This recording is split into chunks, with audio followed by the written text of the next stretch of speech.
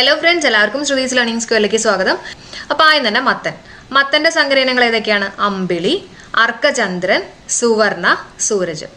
അപ്പം നമുക്ക് ചെറിയൊരു കണക്ഷൻ കൊടുക്കാം. ഈ മത്തൻ എന്നൊക്കെ പറയുമ്പോൾ ചന്ദ്രന്റെ പോലെയൊക്കെയാണ് ഇരിക്കുന്നത് എന്നുള്ള രീതിയിൽ കണക്ട് ചെയ്യാലോ അല്ലെ. മത്തൻ ചന്ദ്രന്റെ പോലെ. അപ്പൊ ചന്ദ്രൻ നമ്മൾ അമ്പിളി എന്ന് പറയില്ലേ, അമ്പിളി എന്നും പറയും. ചന്ദ്രൻ അല്ലെ, അർക്കചന്ദ്രൻ. അപ്പൊ ഇത് രണ്ടും നമ്മൾ മത്തനായിട്ട് കണക്ട് ചെയ്തു കേട്ടോ. അതിന്റെ ഒപ്പം തന്നെ ചന്ദ്രന്റെ പോലെ മാത്രമല്ല നമ്മുടെ മത്തങ്ങ ഇരിക്കുന്നത്, പിന്നെ എന്തിന്റെ പോലെയാ? സൂര്യന്റെ പോലെ ഇരിക്കണം എന്നുള്ള രീതിയിൽ ആലോചിക്കാം. അപ്പൊ സൂര്യൻ എന്ന് പറയുമ്പോൾ സൂരജ് കണക്ട് ചെയ്തൂടെ, സൂരജും കിട്ടി. പിന്നെ മത്തൻ ഇങ്ങനെ സ്വർണ്ണ നിറത്തിലാണെന്നുള്ള രീതിയിലൊക്കെ ഒന്ന് ആലോചിക്കാമല്ലോ അല്ലെ. നമ്മുടെ ചന്ദ്രനാണെങ്കിലും സൂര്യനാണെങ്കിലും ഒക്കെ ഒരു ചെറിയൊരു സ്വർണ്ണ നിറത്തിൽ എന്നുള്ള രീതിയിൽ ഒന്ന് കണക്ട് ചെയ്യാം കേട്ടോ. അപ്പൊ മത്തന്റെ സങ്കരയിനങ്ങൾ ഏതൊക്കെയാണ്? ചന്ദ്രനും സൂര്യൻ എന്നുള്ള രീതിയിൽ ആലോചിക്കാം. അപ്പൊ നമുക്ക് അമ്പിളി, അർക്കചന്ദ്രൻ, സൂരജ് കിട്ടും. അതിന്റെ ഒപ്പം തന്നെ സുവർണ്ണ നിറം എന്നുള്ള രീതിയിൽ ആലോചിക്കാം. അപ്പൊ സുവർണ്ണ കിട്ടും കേട്ടോ. അടുത്ത് നോക്കാം, പയറാണ്.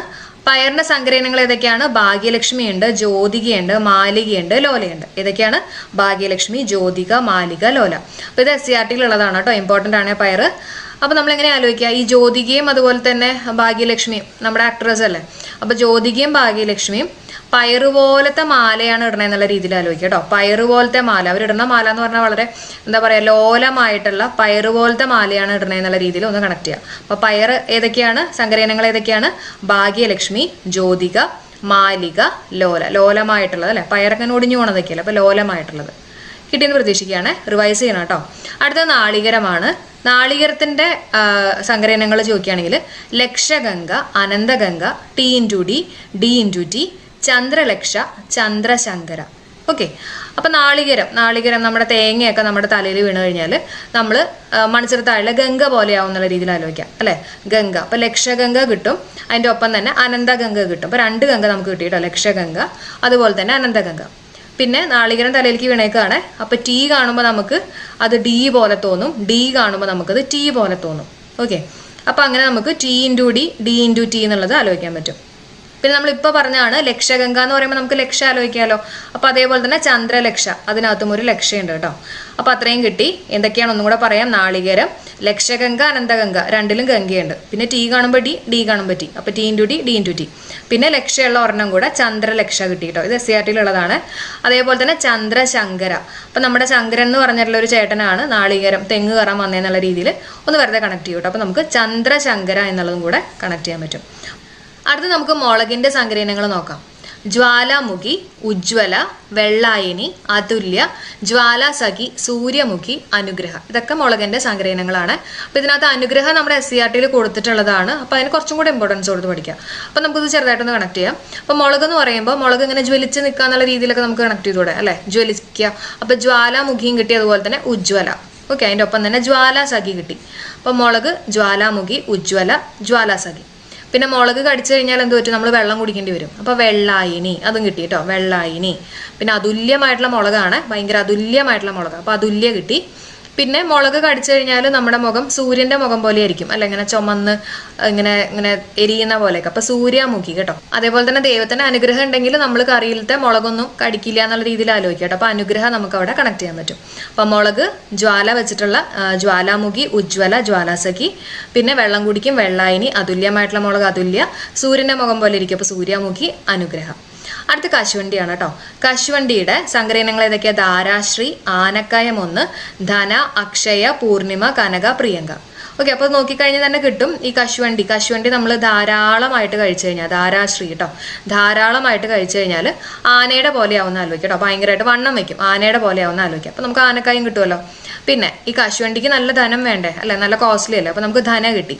ഇനി കശുവണ്ടി കഴിക്കുന്നത് 3 നടിമാരാണെന്നുള്ള രീതിയിൽ ആലോചിക്കാം. ആരൊക്കെയാണ്? പൂർണിമ, കനക, പ്രിയങ്ക കേട്ടോ. പൂർണിമ, കനക, പ്രിയങ്കയാണ് ഇത് കഴിക്കുന്നത്. കാരണം അത്യാവശ്യം നല്ല ധനം വേണം, അപ്പം നടികൾ തന്നെയാണ് കഴിക്കണത് എന്നുള്ള രീതിയിൽ ആലോചിക്കാം.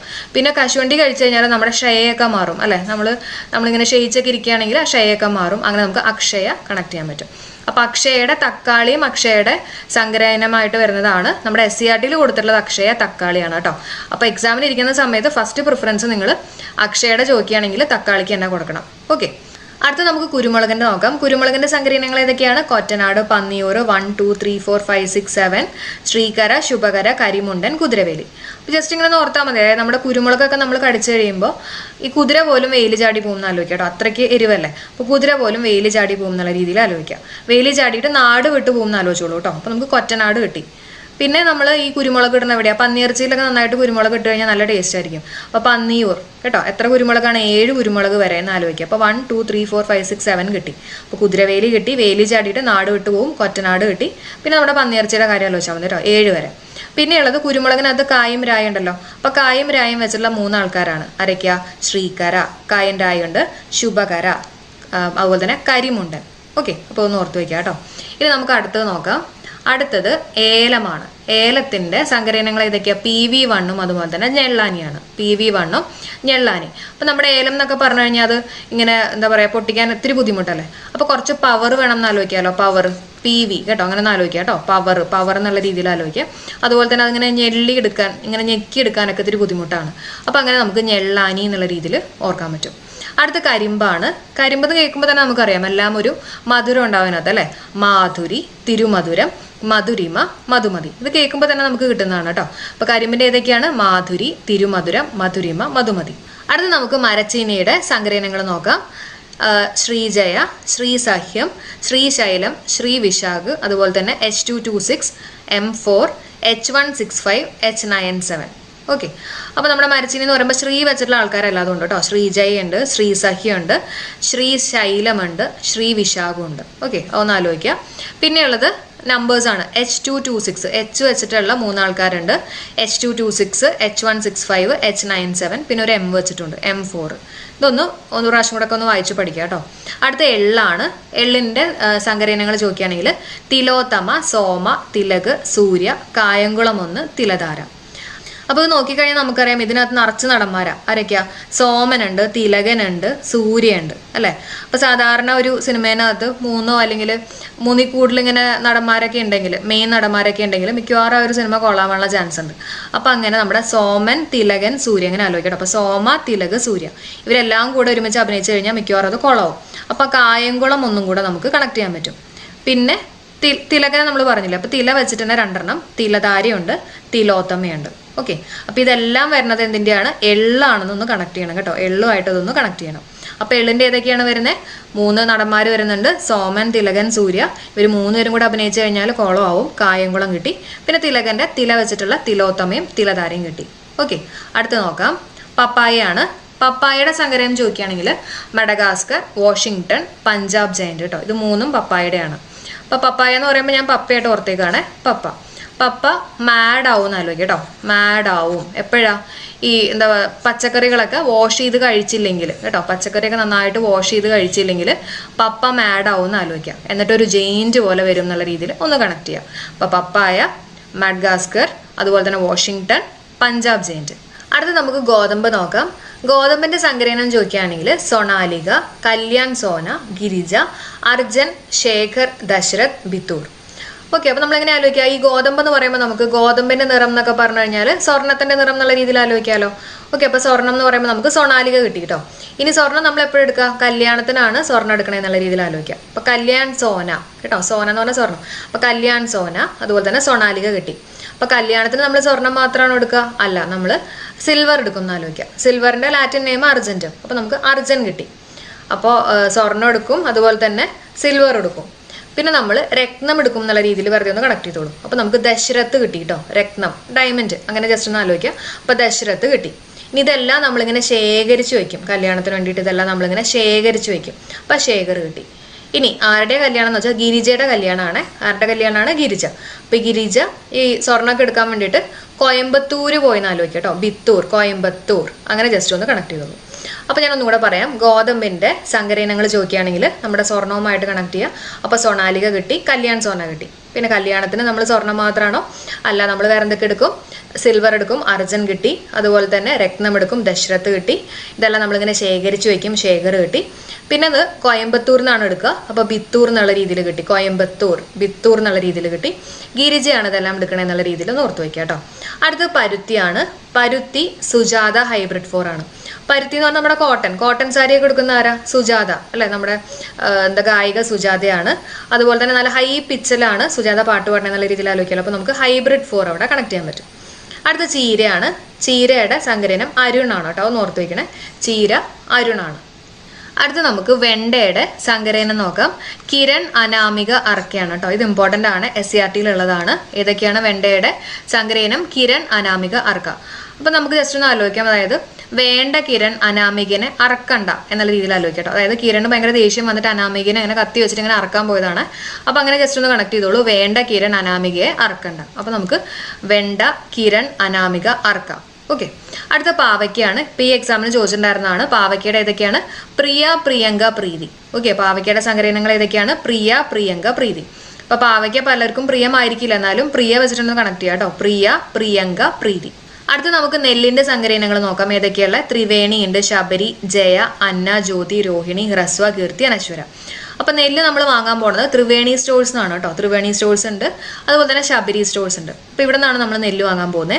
അപ്പൊ നെല്ല് എന്ന് പറയുമ്പോൾ നമുക്ക് അരിയുമായിട്ടൊക്കെ ഒന്ന് കണക്ട് ചെയ്തുകൂടാ. അപ്പൊ അരി എന്ന് പറയുമ്പോൾ നമുക്ക് ജയ അരി ആലോചിക്കാം അല്ലെ. ജയ എന്ന് പറഞ്ഞുള്ള ഒരു അരി ഉണ്ട്. അപ്പൊ ജയ കിട്ടി.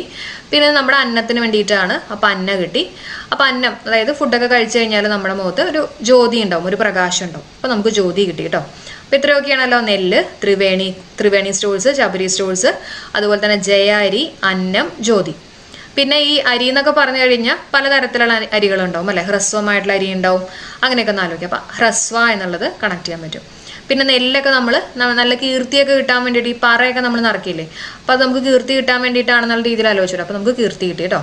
അതിന്റെ ഒപ്പം തന്നെ അനശ്വരയും രോഹിണിയും കൂടെ ഒന്ന് കണക്ട് ചെയ്ത് പഠിക്കാം. ഓക്കെ. അപ്പൊ നെല്ല് എവിടെന്നാണ് നമ്മൾ നെല്ല് വാങ്ങുന്നത്? Triveni stores, Sabari stores. നെല്ല് എന്ന് പറയുമ്പോൾ നമുക്ക് ജയ അരി ആലോചിക്കാം, അന്നം ആലോചിക്കാം, മുഖത്ത് ജ്യോതി വരും എന്ന് ആലോചിക്കാം.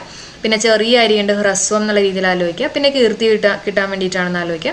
അതിൻ്റെ ഒപ്പം തന്നെ അനശ്വര, രോഹിണിയും കൂടെ ഒന്ന് കണക്ട് ചെയ്ത് പഠിക്കുക. അടുത്ത വഴുതനയാണ്, ഇമ്പോർട്ടൻ്റ് ആണ്. വഴുതനയുടെ സങ്കരയിനം ചോദിക്കുകയാണെങ്കിൽ സൂര്യ, ശ്വേത, ഹരിത, നീലിമ. അപ്പൊ നമ്മുടെ വഴുതനങ്ങയുടെ കളറിനെ ഓർത്താൽ മതി. പച്ച കളറുള്ള ഒരു വഴുതനങ്ങ ഉണ്ടാവാറില്ല. അപ്പൊ പച്ച, അതായത് ഹരിത എന്നുള്ള രീതിയിൽ ആലോചിക്കുക. പിന്നെ നീല കളറിലുണ്ട്, അപ്പൊ നീലിമ. പിന്നെ ശ്വേത, വെള്ള കളറിനുണ്ടെന്നുള്ള രീതിയിൽ ആലോചിക്കുക കേട്ടോ. നമ്മുടെ സൂര്യന്റെ പ്രകാശത്തിലൊക്കെ നോക്കുമ്പോൾ ചിലപ്പോൾ നമുക്കത് വെള്ളയായിട്ടൊക്കെ തോന്നും. അങ്ങനെയൊക്കെ ഒന്ന് വേണമെങ്കിൽ കണക്ട് ചെയ്യാം കേട്ടോ. അപ്പൊ വഴുതന, സൂര്യ, ശ്വേത, ഹരിത, നീലിമ.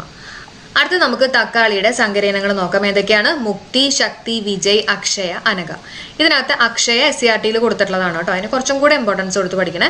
മുക്തി, ശക്തി, വിജയ്, അക്ഷയ, അനഘ. അപ്പൊ വിജയ് എന്ന് പറഞ്ഞിട്ടുള്ള നമ്മുടെ നടൻ, ഈ സിനിമയിലൊക്കെ ഒരുപാട് ആൾക്കാർ ഇങ്ങനെ മുക്തരൊക്കെ ആക്കണില്ലേ. അപ്പൊ നമുക്ക് മുക്തിയായിട്ട് കണക്ട് ചെയ്യാം. ശക്തി ഉപയോഗിച്ചിട്ടാണ് മുക്തരാക്കണ എന്നുള്ള രീതിയിൽ ആലോചിക്കുക. അപ്പൊ നമുക്ക് ശക്തി കിട്ടി. പിന്നെ അതിന്റെ ഒപ്പം തന്നെ അനഘ ഒന്ന് ഓർത്ത് വെക്കണം കേട്ടോ. അനഘ ഒന്ന് ഓർത്ത് വെക്കണം. പിന്നെ വിജയ് തക്കാളി പോലെയാണ് ഇരിക്കണേ എന്നുള്ള രീതിയിലോ അങ്ങനെ ഒന്ന് ഓർത്ത് വെച്ചേക്കാം. അപ്പൊ തക്കാളിയും കിട്ടി. അപ്പൊ മുക്തി, ശക്തി, വിജയ്, അക്ഷയ, അനഘ ഇതെല്ലാം തക്കാളിയുടെ സങ്കരയിനങ്ങളാണ്. അടുത്ത ക്യാബേജ് ആണ്. ക്യാബേജിന്റെ സങ്കരയിനം ഹരിറാണിയാണ് കേട്ടോ. അപ്പോൾ ഈ ക്യാബേജ് എന്നൊക്കെ പറയണത് ഒരു റാണി പോലെ, ഇങ്ങനെ കുറെ പച്ച കളറിന്റെ ഇടയിൽ ഒരു റാണി പോലെയല്ലേ ഇരിക്കുന്നത്. അപ്പൊ അങ്ങനെ നമുക്ക് ഹരിറാണി എന്നുള്ള രീതിയിൽ ഓർക്കാൻ പറ്റും. അടുത്ത SCRT കൊടുത്തിട്ടുള്ള കുറച്ച് പോയിന്റ്സുകൾ ഞാൻ ഇവിടെ നിന്ന് മെൻഷൻ ചെയ്യാം. നമ്മൾ നേരത്തെ പറഞ്ഞ പോലെ ചന്ദ്രലക്ഷ, ചന്ദ്രശങ്കര, ലക്ഷഗംഗ. ഓക്കെ. ഇതെല്ലാം നമ്മുടെ തെങ്ങിന്റെ സങ്കരയിനങ്ങളാണ് കേട്ടോ. പിന്നെ നെല്ല്, ഇത് ഞാൻ പഠിപ്പിച്ചു തന്നെയാണ്, ഒന്നും കൂടെ ജസ്റ്റ് ഒന്ന് വേഗം പറയാണ്. നെല്ല് പവിത്ര, ഹ്രസ്വ, അന്നപൂർണ. പവിത്ര, ഹ്രസ്വ, അന്നപൂർണ. പയറ് നമ്മൾ നേരത്തെ പറഞ്ഞിരുന്നു. ഭാഗ്യലക്ഷ്മിയും ജ്യോതികയും പയറ് പോലത്തെ മാലയാണ്, ലോലമായിട്ടുള്ള മാലയാണ് ഇടണേ എന്നുള്ള രീതിയിൽ പറഞ്ഞിരുന്നു. പച്ചമുളക് ജ്വലിക്കും അല്ലെ. ഉജ്ജ്വല, ജ്വാലാമുഖി. അനുഗ്രഹം ഉണ്ടെങ്കിൽ നമ്മൾ പച്ചമുളക് കഴിക്കാണ്ടൊക്കെ പോവും എന്നുള്ള രീതിയിൽ ആലോചിക്കുക. വെണ്ട, കിരൺ, അർക്ക, അനാമിക, സൽകീർത്തി. അപ്പൊ വേണ്ട കിരൺ അനാമികന് അർക്കല്ലേ സൽകീർത്തി പൂവും എന്നുള്ള രീതിയിൽ ഓർത്താൽ മതി കേട്ടോ. വേണ്ട കിരൺ അനാമികന് അർക്കല്ലേ സൽകീർത്തി പൂവും എന്നുള്ള രീതിയിൽ ഓർത്ത് വെക്കാം. വഴുതന പല കളേഴ്സ് ഉണ്ട് അല്ലെ. ഹരിത, നീലിമ, പിന്നെ സൂര്യപ്രകാശത്തിൽ അത് ശ്വേത നിറം പോലെ തോന്നുന്ന ആലോചിക്കാം. തക്കാളി, മുക്തി, അനഘ, അക്ഷയ. തക്കാളി, മുക്തി, അനഘ, അക്ഷയ. ഓക്കെ. 65 വയസ്സിന് മുകളിൽ പ്രായമുള്ളവരുടെ ആരോഗ്യം, സാമൂഹിക പരിരക്ഷ ഉറപ്പുവരുത്തുക എന്ന പദ്ധതി ഏതാണ്? വേഗം പറഞ്ഞോളൂ. ആൻസർ വയോമിത്രമാണ് അല്ലെ. വയോമിത്രം. ഓക്കെ. അപ്പൊ അങ്ങനെയാണെങ്കിൽ വയോമധുരം, നമ്മുടെ ഓപ്ഷനിൽ വയോമധുരം വന്നിട്ടുണ്ട്. വയോമധുരം എന്തായിരുന്നു? പ്രമേഹ രോഗികൾക്ക് സൗജന്യമായിട്ട്, മധുരം എന്ന് കേൾക്കുമ്പോൾ തന്നെ നമുക്കറിയാം സൗജന്യമായിട്ട് ഗ്ലൂക്കോമീറ്റർ നൽകുന്ന പദ്ധതി ഏതാണെന്ന് ചോദിക്കുകയാണെങ്കിൽ ആൻസർ വയോമധുരം. സ്വാസ്ഥ്യം എന്തായിരുന്നു? അർബുദം നേരത്തെ കണ്ടുപിടിച്ച് അത് തടയാനും അല്ലെങ്കിൽ അതിൻ്റെ ചികിത്സയ്ക്ക് ഉറപ്പാക്കുന്നതിന് വേണ്ടിയിട്ടുള്ള പദ്ധതിയായിരുന്നു സ്വാസ്ഥ്യം അല്ലേ. അപ്പം അതൊക്കെ ക്യാൻസറൊക്കെ വേഗം മുൻകൂട്ടിയൊക്കെ അറിയുകയാണെങ്കിൽ നമുക്ക് ഇത്തിരി സ്വസ്ഥമായിട്ടൊക്കെ ഇരിക്കാം എന്നൊക്കെ ആലോചിച്ച് വയ്ക്കാമല്ലോ. അപ്പോൾ സ്വാസ്ഥ്യം പഠിച്ചു കേട്ടോ. അതുപോലെ തന്നെ അടുത്തത് സുഹൃതമാണ്. സുഹൃതവും ഈ പറഞ്ഞ പോലെ ക്യാൻസർ റിലേറ്റഡ് ആയിട്ടുള്ള ഒന്നാണ്. എന്താണത്? ദാരിദ്ര്യരേഖയ്ക്ക് താഴെ നിൽക്കുന്നവർക്ക് ക്യാൻസർ ചികിത്സ സൗജന്യമാക്കുന്ന പദ്ധതി ഏതാണെന്ന് ചോദിക്കുകയാണെങ്കിൽ ആൻസർ സുഹൃതമാണ്. അപ്പോൾ അതിൻ്റെ ബ്രാൻഡ് അംബാസഡർ ആരാണ്? മമ്മൂട്ടി. അപ്പോൾ ഇത്രയും കാര്യങ്ങൾ പഠിച്ചല്ലോ. അടുത്ത ക്വസ്റ്റ്യനിലേക്ക് കയറാം. കുട്ടികളിൽ ആത്മവിശ്വാസം വർദ്ധിപ്പിക്കാനും ആത്മഹത്യാ പ്രവണത ഇല്ലാതാക്കാനും വേണ്ടി സർക്കാർ ആരംഭിച്ചിട്ടുള്ള പദ്ധതി ഏതാണ്? ഏത് ആൻസർ വരുന്നത്? ചിരിയാണ് അല്ലേ? ചിരിയാണ്. അപ്പം അതേപോലെ ഇവിടെ വേറെ കൺഫ്യൂസിങ് ആയിട്ടുള്ള ഒരു ഓപ്ഷൻ ഉണ്ട്, സ്മൈൽ എന്ന് പറഞ്ഞിട്ട്. സ്മൈൽ അപ്പം എന്തായിരുന്നു? റോഡ് അപകടങ്ങളിൽപ്പെട്ട ആൾക്കാർക്ക് പ്രഥമ ശുശ്രൂഷയും അതുപോലെ തന്നെ അടിയന്തര വൈദ്യസഹായവും ഒക്കെ നൽകുന്നതിന് വേണ്ടിയിട്ടുള്ള കേരള പോലീസ് ആവിഷ്കരിച്ചിട്ടുള്ള പദ്ധതിയാണ് സ്മൈൽ എന്ന് പറയുന്നത്. അപ്പോൾ ഇത് രണ്ടും മാറിപ്പോരുത് കേട്ടോ. അപ്പോൾ സ്മൈലും ചിരിയും മാറിപ്പോരുത്. ചിരി എന്ന് പറയുമ്പോൾ കുട്ടികളിൽ ആത്മവിശ്വാസം വർദ്ധിപ്പിക്കാനും ആത്മഹത്യാ പ്രവണത ഇല്ലാതാക്കാനും വേണ്ടി സർക്കാർ ആരംഭിച്ചിട്ടുള്ള പദ്ധതി. ഒപ്പം എന്തായിരുന്നു?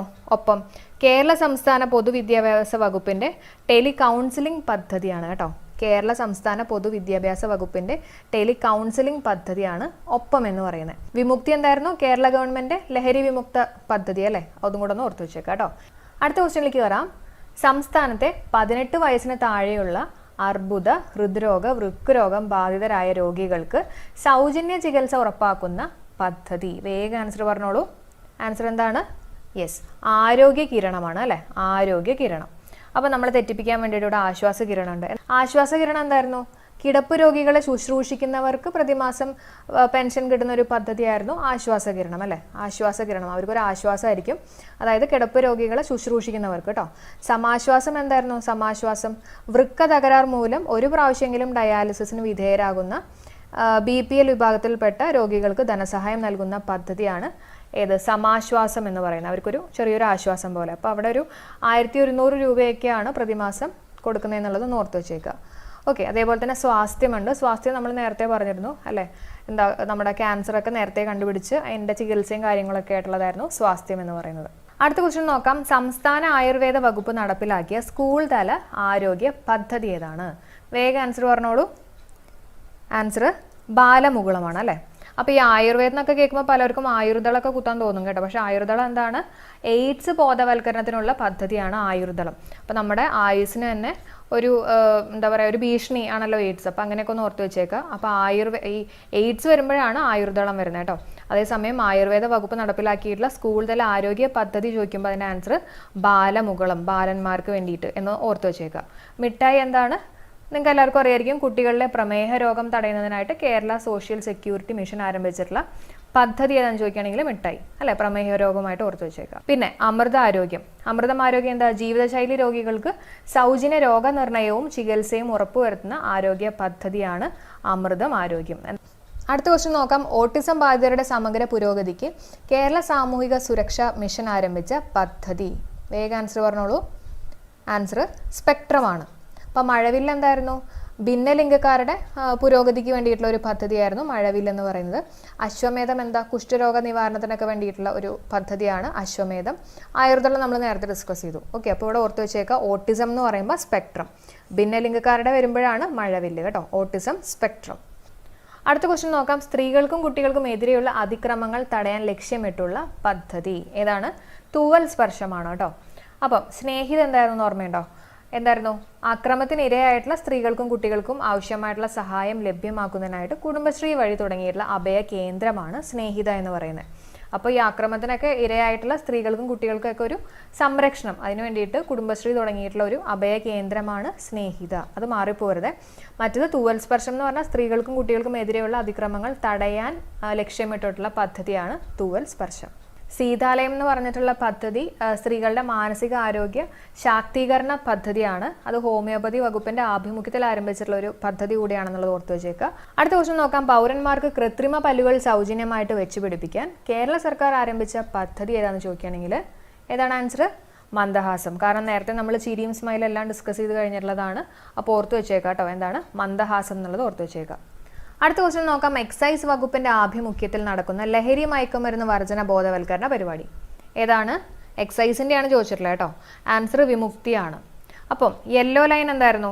യെല്ലോ ലൈൻ എന്ന് പറഞ്ഞു കഴിഞ്ഞാൽ ലഹരി വസ്തുക്കൾ സ്കൂൾ പരിസരങ്ങളിലേക്ക് കടത്തിവിടാതിരിക്കാൻ വേണ്ടിയിട്ടുള്ള ആരോഗ്യ വകുപ്പ് ആരംഭിച്ചിട്ടുള്ള പദ്ധതിയാണ് യെല്ലോ ലൈൻ എന്ന് പറയുന്നത്. അതേപോലെ തന്നെ യോദ്ധാവ് എന്ന് പറയുന്നത് പോലീസിന്റെ ഒരു ആപ്പാണ്. അതായത് ഈ ലഹരി പദാർത്ഥങ്ങളുടെ ഉപയോഗവും അതുപോലെ തന്നെ അതിന്റെ വിതരണവും ഒക്കെ തടയുന്നതിന് വേണ്ടിയിട്ട് പൊതുജനങ്ങൾക്ക് പോലീസിന്റെ വിവരം കൈമാറുന്നതിന് വേണ്ടിയിട്ടുള്ള ഒരു മൊബൈൽ ആപ്പാണ് യോദ്ധാവ് എന്ന് പറയുന്നത്. അപ്പോൾ ഒരു യോദ്ധാവിനെ പോലെ ഇതിനെതിരെയൊക്കെ പോരാടാം എന്നൊക്കെ ജസ്റ്റ് ഒന്ന് ഓർത്ത് വെച്ചേക്കാം കേട്ടോ. അതേപോലെ തന്നെ വീക്യാൻ എന്ന് പറഞ്ഞു കഴിഞ്ഞാൽ സ്കൂൾ കുട്ടികൾക്ക് ഇടയിൽ നടത്തുന്ന ലഹരി വിരുദ്ധ ബോധവൽക്കരണ പരിപാടിയാണ് വീക്യാൻ എന്ന് പറയുന്നത് കേട്ടോ.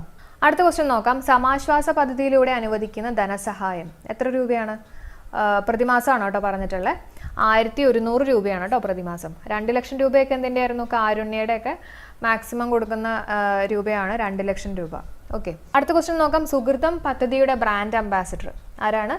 മമ്മൂട്ടി. മോഹൻലാലിൻ്റെ എന്തായിരുന്നു? മൃതസഞ്ജീവനി അല്ലേ? അത് ഓർമ്മയുണ്ടോ? അവയവദാനത്തിൻ്റെ അതിൻ്റെയാണ് വരുന്നത് കേട്ടോ മോഹൻലാൽ. അടുത്ത ക്വസ്റ്റ്യൻ നോക്കാം. കോട്ടയം ജില്ലയിൽ കേൾവിശക്തി പരിമിതർക്ക് ശ്രവണ സഹായി വിതരണം ചെയ്യുന്ന പദ്ധതി ഏതാണ്? 4 ഓപ്ഷൻസ് കൊടുത്തിട്ടുണ്ട്. ഇത്തിരി കൺഫ്യൂസിംഗ് ആയിരിക്കും. നമ്മുടെ ആൻസർ ശ്രുതി മധുരമാണ്. ഓക്കെ, കോട്ടയം ജില്ലയിലാണ്. കോട്ടയം ജില്ലയിൽ കേൾവിശക്തി പരിമിതർക്ക് ശ്രവണ സഹായി വിതരണം ചെയ്യുന്ന പദ്ധതി ഏതാണെന്ന് ചോദിക്കുകയാണെങ്കിൽ ആൻസർ ശ്രുതി മധുരം. ശ്രുതി തരംഗം എന്തായിരുന്നു? ശ്രവണ വൈകല്യമുള്ള കുട്ടികളിൽ കോക്ലിയർ ഇംപ്ലാന്റേഷനിലൂടെ അവർക്ക് കേൾവിശക്തി ലഭിക്കുന്ന ഒരു പദ്ധതിയാണ് ശ്രുതി തരംഗം എന്ന് പറയുന്നത്. ഓക്കെ, പിന്നെ അതിന് ശേഷമുള്ള കോക്ലിയർ ഇംപ്ലാന്റേഷൻ നടത്തിയവർക്ക് തുടർ ചികിത്സയ്ക്ക് വേണ്ടിയിട്ടുള്ള സഹായം നൽകുന്ന പദ്ധതി ഏതാണെന്ന് ചോദിക്കുകയാണെങ്കിൽ ആൻസർ ധ്വനിയാണ്. അപ്പോൾ തുടർ ചികിത്സയ്ക്ക് വേണ്ടിയിട്ട് ഒരുപാട് ധനം വേണമെന്നൊക്കെ ഓർക്കുക. അപ്പോൾ ധ്വനിയാണെന്നുള്ളത് ഓർത്ത് വയ്ക്കാം. ശ്രുതി തരംഗം, കോക്ലിയർ ഇംപ്ലാന്റേഷൻ ആ ഒരു രീതിയിൽ ഓർത്ത് വയ്ക്കുക. പിന്നെയുള്ളത് കാതോരമാണ്. കാതോരം എന്തായിരുന്നു? കുട്ടികളുടെ ശ്രവണ വൈകല്യങ്ങൾ പരിഹരിച്ചുകൊണ്ടുള്ള കേരള സാമൂഹ്യ നീതി വകുപ്പിന്റെ കീഴിൽ വരുന്ന സമഗ്ര പദ്ധതിയാണ് കാതോരം എന്ന് പറയുന്നത്. അപ്പോൾ ഇവിടെ കോട്ടയം ജില്ലയിൽ എന്ന് പറഞ്ഞിട്ട് എടുത്തു കൊടുത്തിട്ടുണ്ട്. അതുകൊണ്ട് തന്നെ നമ്മുടെ ആൻസർ വരുന്നത് ശ്രുതി മധുരമാണ്.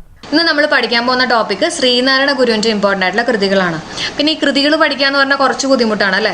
ഇതെല്ലാം നമ്മുടെ മൈൻഡിലൊക്കെ നിൽക്കണ്ടേ? അപ്പം അതിന് വേണ്ടിയിട്ട് ഞാൻ ചെറിയ ചെറിയ കോഡ്സ് ഒക്കെ വെച്ചിട്ട് കണക്ട് ചെയ്ത് തരാം. പക്ഷേ എൻ്റെ ശരിക്കുള്ള രീതി എന്ന് പറഞ്ഞാൽ നമ്മൾ ഈ കൃതികൾ വായിച്ച് തന്നെ നമ്മുടെ മൈൻഡിലേക്ക് കയറ്റാം. ഈ കോഡുകൾ ജസ്റ്റ് നമ്മളൊന്ന് കണക്ട് ചെയ്യാൻ വേണ്ടി അല്ലെങ്കിൽ തെറ്റിപ്പോവാതിരിക്കാൻ വേണ്ടി മാത്രം നിങ്ങൾ യൂസ് ചെയ്യാം. ഓക്കെ, അപ്പോൾ നമുക്ക് സ്റ്റാർട്ട് ചെയ്യാം. അപ്പോൾ ആദ്യം തന്നെ ഞാൻ ഈ കൃതികളൊന്ന് വായിച്ചിട്ട് ഈ പേരുകളൊക്കെ നമുക്കൊന്ന് മൈൻഡിലേക്ക് ഒന്ന് ഫെമിലറൈസ് ചെയ്യാം. ഓക്കെ, ദർശനമാല, ജാതി മീമാംസ, വേദാന്ത സൂത്രം, ജാതി ലക്ഷണം, ചിദംബരാഷ്ടകം, വിനായകാഷ്ടകം, ജാതി നിർണയം, ഇന്ദ്രിയ വൈരാഗ്യം, ആത്മോപദേശ ശതകം, ശിവശതകം, ദൈവദശകം, അനുകമ്പ ദശകം, നിർവൃതി പഞ്ചകം. ഓക്കെ, അപ്പോൾ തീർന്നിട്ടില്ല, കുറച്ചും കൂടി ഉണ്ട്. അപ്പോൾ നിങ്ങൾ ഈ പേരുകൾ കേട്ടിട്ടൊന്നും പേടിക്കേണ്ട. നമ്മളിതെല്ലാം ഈ ക്ലാസ് തീരുന്നേക്കാളും മുമ്പ് മൊത്തം സെറ്റാക്കും കേട്ടോ. അപ്പോൾ നമ്മുടെ ഈ കഥ എന്ന് പറയുന്നത് അമ്പലവുമായിട്ട് ബേസ് ചെയ്തിട്ടുള്ള ഒരു കഥയാണ് കേട്ടോ. അപ്പോൾ ഒന്ന് ശ്രദ്ധിച്ച് കേൾക്കുക. നിങ്ങൾ ഞാൻ പറയണമെന്ന് വിഷ്വലൈസ് ചെയ്ത് നോക്കുക കേട്ടോ. ഈ അമ്പലത്തിലൊക്കെ ഇങ്ങനെ മാലയൊക്കെ ഇട്ട് കഴിഞ്ഞാൽ നമ്മളിങ്ങനെ പറയില്ലേ, ശബരിമലയ്ക്കൊക്കെ മാല ഇട്ട് കഴിഞ്ഞാൽ മീനും മാംസമൊന്നും കഴിക്കാൻ പാടില്ല അല്ലേ? മീനും മാംസമൊന്നും കഴിക്കാൻ പാടില്ല. അപ്പോൾ നമുക്ക് ദർശന മാല കിട്ടി. ജാതി മീമാംസ, മാല ഇട്ട് കഴിഞ്ഞാൽ മീനും മാംസമൊന്നും കഴിക്കാൻ പാടില്ല. പക്ഷെ ചിലരുണ്ടല്ലോ സൂത്രത്തിൽ ഈ പറഞ്ഞ പോലെ മീനും മാംസമൊക്കെ കഴിച്ചു എന്നുള്ള രീതിയിൽ വെറുതെ ഒന്ന് വിചാരിക്കുക കേട്ടോ. സൂത്രത്തിലാണ്. അപ്പോൾ നമുക്ക് വേദാന്ത സൂത്രം കിട്ടി. വേദാന്ത സൂത്രം. അപ്പോൾ ശ്രദ്ധിക്കണം, നമ്മൾ വേദാന്ത സാരം എവിടെ പഠിച്ചിട്ടുണ്ടായിരുന്നല്ലോ? അതെവിടെയായിരുന്നു? ചട്ടമ്പി സ്വാമികളുടെ അല്ലെ? സാരമായിട്ടുള്ള പരിക്ക് വരുന്നത് ചട്ടമ്പി അടിക്കുമ്പോൾ എന്നുള്ള രീതിയിലൊക്കെ നമ്മൾ കണക്ട് ചെയ്ത് പറഞ്ഞതാണ്. ഓക്കെ, അപ്പോൾ ദർശനമാല, മാല ഇട്ട് കഴിഞ്ഞാൽ മീനും മാംസം കഴിക്കാൻ പാടില്ല. പക്ഷെ ചില ആൾക്കാർ സൂത്രത്തിൽ ഈ പറഞ്ഞ പോലെ മീനും മാംസമൊക്കെ കഴിക്കും. പക്ഷെ അങ്ങനെ സൂത്രത്തിൽ കഴിച്ചിട്ടുള്ള ആൾക്കാരെ കണ്ടാൽ നമുക്കറിയാൻ പറ്റും അല്ലെ? അവരുടെ ലക്ഷണം കണ്ടാൽ നമുക്കറിയാൻ പറ്റും. അപ്പോൾ എന്താ ലക്ഷണം എന്ന് വെച്ചിട്ടുണ്ടെങ്കിൽ ഈ മീനും മാംസമൊക്കെ കഴിച്ചിട്ടുള്ള ആൾക്കാരുടെ, മീനൊക്കെ കഴിച്ചിട്ടുള്ള ആൾക്കാരുടെ മുഖത്ത് മീനിന്റെ ചിദംബലൊക്കെ നമുക്ക് കാണാൻ പറ്റും എന്നുള്ളത് വെറുതെ ഒന്ന് കണക്ട് ചെയ്യാം കേട്ടോ. അപ്പോൾ അതാണ് നമ്മുടെ ലക്ഷണം. ഓക്കെ, അപ്പോൾ ചിദംബലാണ്. അപ്പോൾ അങ്ങനെ നമുക്ക് ചിദംബരാഷ്ടകവും അതിൻ്റെ ഒപ്പം തന്നെ വിനായകാഷ്ടകവും ഒരുമിച്ച് പഠിക്കാം കേട്ടോ. ചിദംബരാഷ്ടകവും വിനായകാഷ്ടകവും. അപ്പോൾ ഇത്രയും ഒന്നും കൂടെ നമുക്ക് ജസ്റ്റ് ഒന്ന് പറയാം. എന്തൊക്കെയാ? മാലയിട്ട് കഴിഞ്ഞാൽ മീനും മാംസം കഴിക്കാൻ പാടില്ല. ചില ആൾക്കാർ സൂത്രത്തിൽ മീനും മാംസവും കഴിക്കും. ലക്ഷണം കണ്ടറിയാൻ പറ്റും, മീനിന്റെ ചിദംബല്. അങ്ങനെ നമുക്ക് ചിദംബരാഷ്ടകവും വിനായകാഷ്ടകവും വരെ നമ്മൾ എത്തി. ഇനി അത് കണ്ടു കഴിയുമ്പോഴാണ്, ഈ ചിദംബലൊക്കെ കണ്ടു കഴിയുമ്പോഴാണ് നമ്മൾ നിർണ്ണയിക്കുന്നത് അല്ലെ? ഇവർ മീനും മാംസമൊക്കെ കഴിച്ചിട്ടുണ്ടോ എന്നുള്ളത് നമ്മൾ നിർണ്ണയിക്കുന്നത്. അങ്ങനെ നമുക്ക് ജാതി നിർണയം വരെ കിട്ടിയിട്ടോ. ഇത്രയും ഓക്കെയാണല്ലോ. ദർശനമാല, ജാതി മീമാംസ, വേദാന്ത സൂത്രം, ജാതി ലക്ഷണം, ചിദംബരാഷ്ടകം, വിനായകാഷ്ടകം, ജാതി നിർണയം. ഈ മീനും മാംസമൊക്കെ നമ്മൾ കഴിച്ചിട്ടുണ്ടെന്ന് പറഞ്ഞ ആളോട് നമുക്കൊരു വൈരാഗ്യം തോന്നും എന്നുള്ള രീതിയിൽ ആലോചിക്കാം കേട്ടോ. നമുക്കൊരു വൈരാഗ്യം തോന്നും. ഓക്കെ, അതാണ് നമ്മുടെ ഇന്ദ്രിയ വൈരാഗ്യം. എന്താണ്? ഇന്ദ്രിയ വൈരാഗ്യം. അപ്പൊ ആദ്യം വൈരാഗ്യം തോന്നിക്കഴിഞ്ഞാലും പിന്നീട് നമ്മൾ ആലോചിക്കുമ്പോൾ നമുക്ക് മനസ്സിലാവും നമ്മൾ ചെയ്തത് ശരിയല്ല എന്നുള്ളത് അല്ലെ? അപ്പൊ നമ്മൾ തന്നെ നമ്മളങ്ങ് ഉപദേശിക്കും എന്നുള്ള രീതിയിൽ ആലോചിക്കാം.